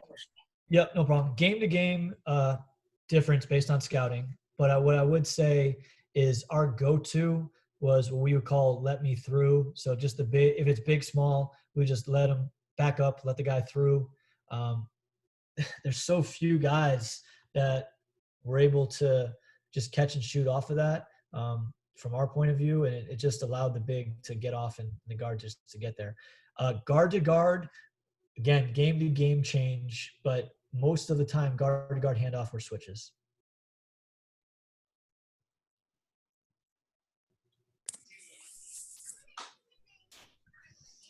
I'll also add, like, we struggled guarding dribble handoff into a ball screen because we iced. And, we're talking a lot about if we want to change up that coverage, and maybe on that specific action, we would just blitz it just to have something different. Or we just got to get better at jumping into an ice. The other thing we did, trap and blitz was any horns action.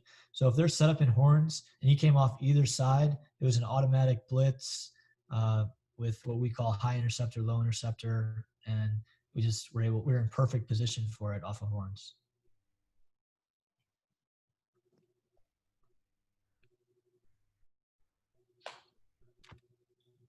Anything else? I don't like AC when it came to like when you guys iced, and it might be a little different because you guys didn't really have like that much of a rim protector, I think. But you like talked about how like there was like maybe one game where like guys hit like 2 threes or something like that. But like I don't know, like I'm thinking like even in terms of coverage, but like no big is, especially in college, I don't think is gonna shoot like 10 threes really, you know? And it's like the gain you get, I feel like in college of having like a big at the rim relative to like any less skilled guy shooting that three like ever is like I'm just trying to think is like you like what your like relative gains are in that. And it's like same thing in transition. I thought about like I don't know, Seth, if you have any thoughts on this, but like the relative advantage of a big being the person back on transition versus like guard / wings. Because like if you have a big guy who's like tall and kind of skinny, he might be able to like guard the rim a little well. But if he's like kind of just sucks at offensive rebounding, or like you literally might have guards better, and it's like that relative gain of just being back might be so much more than like him getting one a game kind of a thing. And I just feel like especially in college or like the lower level it got, the easier it was to like not care about the other bigs and like just stay at the rim, and you like save so much. I don't know. Like you also were like, honest to God, you're the best I've ever coached at being at the rim, going vertical, and protect it. I agree with you completely, though, especially in the offensive rebounding, defensive transition thing. Like, and Seth, I would love to hear what you say about this, but if being big and in the way is it helps. Yeah. Like you don't like, even if you're not a I'm trying to pick a name of someone who's not. I like talking NBA. Like Nikola Jokic is not the world's like greatest vertical athlete, but he's a very large human being, and if he's standing at the rim, it's good for defensively. So so if that, I tend to agree with Luke that I sort of prefer the bigs, especially if you don't really have to worry about your opposite number shooting. But it depends on the league you're playing in, obviously. Yeah. Well, Seth, go ahead. Well, Seth, I was going to say that's always when I'm watching the NBA, that's my dilemma I ask myself is like what they're asking the bigs to do. They're asking them to be out on the perimeter and do all this stuff. And then people complain that there's no rim protection. So like, when you watch, so like when you're structuring your defense, if you want rim protection, you got to change your whole ball screen coverage. I mean, I think like you'll know, like how Utah does with Gobert. They don't try to have him out there. They try to have the drop coverage and what have you. No, yeah. I mean, analytical thing or this or that. I don't understand why more teams don't try to do that. I mean, I think that's sort of over the last 2 or so years, that's, I'm not going to make fun of Luke for this anymore, but that's sort of for a lot of teams in the league, that's sort of the new hotness is there's not a ton of bigs left in the league who are asked to kind of, come up to the level or chase. I mean, it's like, Bam Adebayo and a couple other guys maybe, but it's 10 years ago, 12 years ago, like that, like there was the way everyone wanted their big to play like KG and like chase the ball handler all the way out to half court. And that worked for a while, and then everyone started shooting threes. And so that doesn't work as well anymore. So all the good things about it being under the rim and rebounding and all those things you're talking about. So that's just sort of where, at least at the NBA level, the game has kind of evolved. Yeah, one thing with that, so I go back a lot to like your personnel dictates your ball screen coverage. And like for us, the fact that we did not have a rim protector like at all, forced us to be a little bit more aggressive at the point of attack. And we wanted to, like, I'll say this though too. We got so good at MIG. I think we were, I may be getting this a little wrong, but we were 12th in the country at pick and roll defense off the ball, like the roll man, but we were 270th in the country in the ball handler. And we were still really, really good defensively, obviously. But we overhelped off the ball, and we didn't stay with the ball long enough on the ball. And I think that would be like a big adjustment for us going into next year. And again, that's strictly based because of our personnel and because of like just what we have and what we don't have. I wish we could drop, like everybody's doing. We don't have it. Hey Seth, question for you. So when I hear, like, if I'm designing offense now, for example, right? Like, let me reverse engineer this in my mind. Why don't I invert my offense and start posting up guards more? Because first of all, number one, guards aren't used to being in the post defense, and number two, I have a guard on offense who's probably a better decision maker out of the post. Or are there numbers like analytically on that? Like guard post up versus bigs post ups? My question is who's throwing the ball into him? If you have your best decision, like he can't throw the ball to himself. So that I think that, again, Jonah can probably speak to this better than me, but I think a big part of the reason why post ups aren't always great in the NBA is it's hard to get the ball to the guy way in deep. And you've got the same guy on your team who's the best decision maker is probably going to be close to your best post feeder also.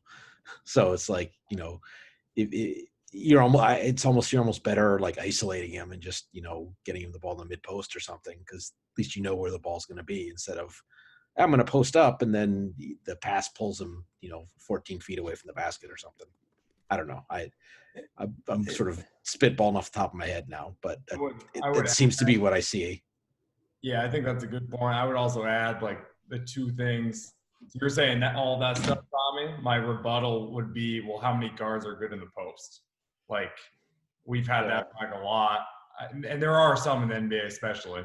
You have for your league. I mean, I was really talking more, and I didn't clarify, but I'm really talking more for college. Oh, okay. Sure. Where there are like, you can get an advantage. Guess what? Even if the guy isn't that good, if he's one guy is 6'6" and one guy is 6'2" or 6'5" versus 6'2", worst case scenario, you might be getting to the free throw line, especially with some of the shitty officiating we can see at the lower levels and stuff as well too. Yeah. And I'm going to guess that that if you're talking about that, then the guards at your level are scared, kind of scared shitless if they get put in that situation, just because it never happens. Like that. Yeah. If you've got a guy with an advantage on the post and it's like, well, coach, what do I do? And listening to both Johnny and Adam tonight, there's obviously way more posting up in college, but I think even at both levels, the NBA and college, it's just it's all about the space, right? So now you want to design your offense to be my defense, but like you want to do your offense with what you guys are best at, not necessarily focus on what you're going to see. It's going to be a mix. I know that. But like if you have a bunch of shooters, right, or a pick and pop five, whatever it is, why do you want to take away from all that to post up your point guard who's good one-on-one, ISO, whatever? I think to Jonah's point, so we run, Zach and I shared 2 weeks ago, I think 3 weeks ago, we run a lot of like 4 out, 5 out, Princeton space, and that's our priority. We have some guards now in these last 2 recruiting classes that can post up that we know will have matchup issues. And our dilemma is just what Jonah said. It's, do we, first of all, yes or no, do we want to try to post them up and take advantage of that? And if we decide yes, when? Do we do it before our action as a primary, knowing we can get into our space and Princeton stuff later? or do we do it as a end of a shot clock situation where we get a guy in a playmaker spot in a short post and let him go, so it doesn't ruin our stuff. So something we're figuring out, but that's the dilemma you just touched on. I'll tell you one thing, it's a hell of a dilemma from the defensive end too, because I've been on the backside of having those big guards post up, and there's nothing we could do. So that's why I'm wearing purple now, to try to join them. If you can't beat them, join them. Any other questions for Adam? Yeah, Cohen. Then actually, to be honest, Johnny, I'd love to hear your thoughts on this. Maybe this is just repeating some of the stuff that Luke just talked about was before. But do you guys have a man in transition? And Johnny, I'd love to hear what your guys' thoughts. Or actually, let me rephrase that. Do matchups matter in transition, and to what extent, Johnny and Adam? I'd love to hear you both, and even Zach Hammer. What your guys' philosophy is at Illinois too. That's just something that we're always talking about. Go ahead, Johnny. You sure? You can go for it. Yeah. No. Go ahead. Honestly, it doesn't matter initially. The most important thing is stop the ball. So our big thing is we don't have a man in transition. But once that initial transition kind of, I love the way Adam kind of described it. Once that initial burst kind of stops, then we try to get matched up and we try to switch to the preferred matchups. But initially, no.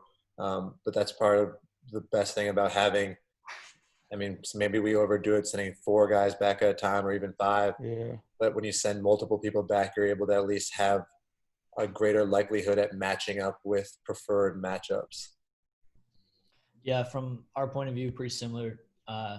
Absolutely. So, Zach, I think if you have a normal offensive rebounding strategy of sending 3 to the glass and 2 back, which most college teams do, if you had to say that's the general idea, most would say you don't have a man in transition, play, get back to the basket, get back low to the ball, get to the paint, whatever else. For us, because everybody got back, we told our guards, go get your man, stop being lazy. And so we made it different this year than in general because of our transition defense philosophy. Yeah, Zach. Thoughts on that? And then Jonah, to be honest, I'd love the NBA perspective. We're totally different. We're sending 4 to the offensive glass more often than not. So our point guard's back, and our point guard, I think, took 24 charges in transition this season. So that was our rim protection in transition. And so it's chaotic. It's chaotic. You want to protect the rim, stop the ball, and find the most dangerous offensive players. And if you can get that done, great. But yeah, so no, we definitely don't have a man. Did not care about matchups. That's interesting. No. Zach, with that, this would be the first year where I say we did more than ever before, just because why wouldn't we when we send everybody back? Interesting. I know Yaklich at Michigan the last couple of years, they'd have games where they would feel like they needed to get their 5-man on their 5-man. And then they're maybe that was the only thing the matchup they cared about. And then they'd call it a 45 game where they'd need to get their 4s and 5s on their 2 biggest guys and everyone else outside of it, depending on the style of team that they were playing. I thought that was very interesting. One thing I thought with that is we were really big on getting every drag into a down. So making sure that big found, or one of our 2 bigs found the trail was really important so we could get to our down early. Yeah. Hey, Zach, something that Pokey Chapman would always say when I worked for her is on a make, you get your man, or I guess woman, and on a miss, you get a man. And I've always liked that way of thinking about it. Now, some teams are playing faster off makes now as well. It's the same with us here. We have some matchups that we want to keep, especially if it's a special player and we have a better defender. And there might be some game plan stuff, such as the drags you're trying to ice or things you're trying to do early, right across half court. But for the most part, we're trying to, we always say, you asked the question about, what does the coach, Tony Bennett say at Virginia?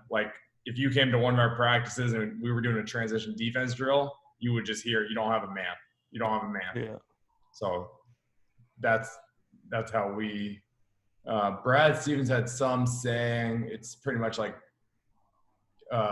transition defense precedes matchups. Yeah, correct. Johnny, did you mention that you guys tried or thought about doing tandem type stuff in transition? Are you referring to running with your guy kind of and keeping the cushion? Or was I making that up and that didn't happen? With tandem, I probably phrased it poorly, but if we're sending two guys, so say our point guard shoots 3, right? So we're expecting our 2 and 3 to get back and our 4s and 5s to crash. Our 2 and 3, as they're getting back, they can kind of play a little tandem game of all right, we'll first take the ball, then you get next pass until the rest of the guys catch up. Okay. And I heard something before. Oh. Go on. Well, I heard something before, a coach, friend of mine that is kind of an experiment thing though of all 5 guys basically just staying within range of their guy in transition. And so if your guy's around the goal, you can kind of stay around to see if you can get an offensive rebound and reach for it. But also in staying kind of close with your guys, they can't really build any momentum up the court. And so you're staying matched, but then also you're still capable of offensive rebounding if you're right there basically. And I hadn't heard of anyone actually trying it a lot and seeing if how well it worked, but I don't That's know. interesting. And to flip that on its head, Luke, a big concept in Europe is adjusting offensively. If we're just going to flip it, adjusting offensively as the 5-man to where your man is, in alignment where if you are ahead of your man, if you're ahead of your defender and the rim's open, run to the rim, suck in the weak side, and potentially rim run or skips. If your man is back in the paint, play back to delay as potentially reversal or run into a drag with your man already dropped back. So it's interesting. It's kind of that concept flipped almost on the other side of offensively versus defensively about where your man is, correlates to what you're going to do. I had a question for both guys. There's one situation that seemed to come up in a lot of the clips both of you are showing, and that was, I think you guys both spent some time on it, was sort of a situation where a guy's coming off a pin down or something like that, and the ball's entered from the top, and there's the guy from the nail is sort of leaning or digging or reaching or whatever, and this is sort of maybe again an NBA pet peeve of mine is that's the guy jumps to that pass and the guy and the player who entered from the top just drifts opposite and the ball hits right back to him for a catch and shoot 3. Is that just something that's just not a problem at your level, or is it I know you've both mentioned that or I think Johnny mentioned that that's kind of the thing that beats the pack line, but is it something that's just not prevalent enough to worry about from a schematic standpoint? Yeah, that's a great question. I mean, I think for Johnny, it sounds exactly what you're talking about, that pass back and whatever. For us, we I think the best way to say this, we didn't really worry about that because if it was passed back, we were always still going to stunt from the next guy over. And no one would I don't think anybody that we played against would just say, oh, they jumped to the ball or sprint to the ball so hard and stunt off that initial pass that we're going to throw it right back just because we're going to try to get a shot initially. That didn't happen. But our guys should have been locked in enough that if one guy jumps to the ball and it's passed right back, the next guy over is going to come all the way over. And not rotate, but just stunt. No, great question. Honestly, when pin down and stuff, the spacing is so much wider where they're not going to be able to jump to the ball that heavily and reach in and stunt. It's mostly going to be up to those 2 guys who are guarding that pin down, the help man on the help defender of the screener, extending, and then just making sure you're locking, trailing behind, and then enough of where you're jumping back into the game that guard coming off the screen might catch and then floor it. He sees bodies, but there's not so much of stunting. Michigan State did that to us when we were running kind of the blocker mover stuff because it's kind of a bit of a pattern, and they're able to just jump the elbows. That was their big thing. Whenever there's any bit of penetration, there's 6 hands in there, right? But for us, that's not something we do. I know that was kind of one of the drills, but that was more so we try to overemphasize things in drills just so that it can hopefully stick to some degree. But the spacing's so wide for pin downs now that no one's going to be really able to jump off the ball all the way to where the pin down guy's going. But great question. Seth, the big thing is in the NBA, floppy, which was the clip you're talking about in Virginia, floppy is just so much more prevalent in the college game. That pin down, like Johnny's saying, has been pushed out wide.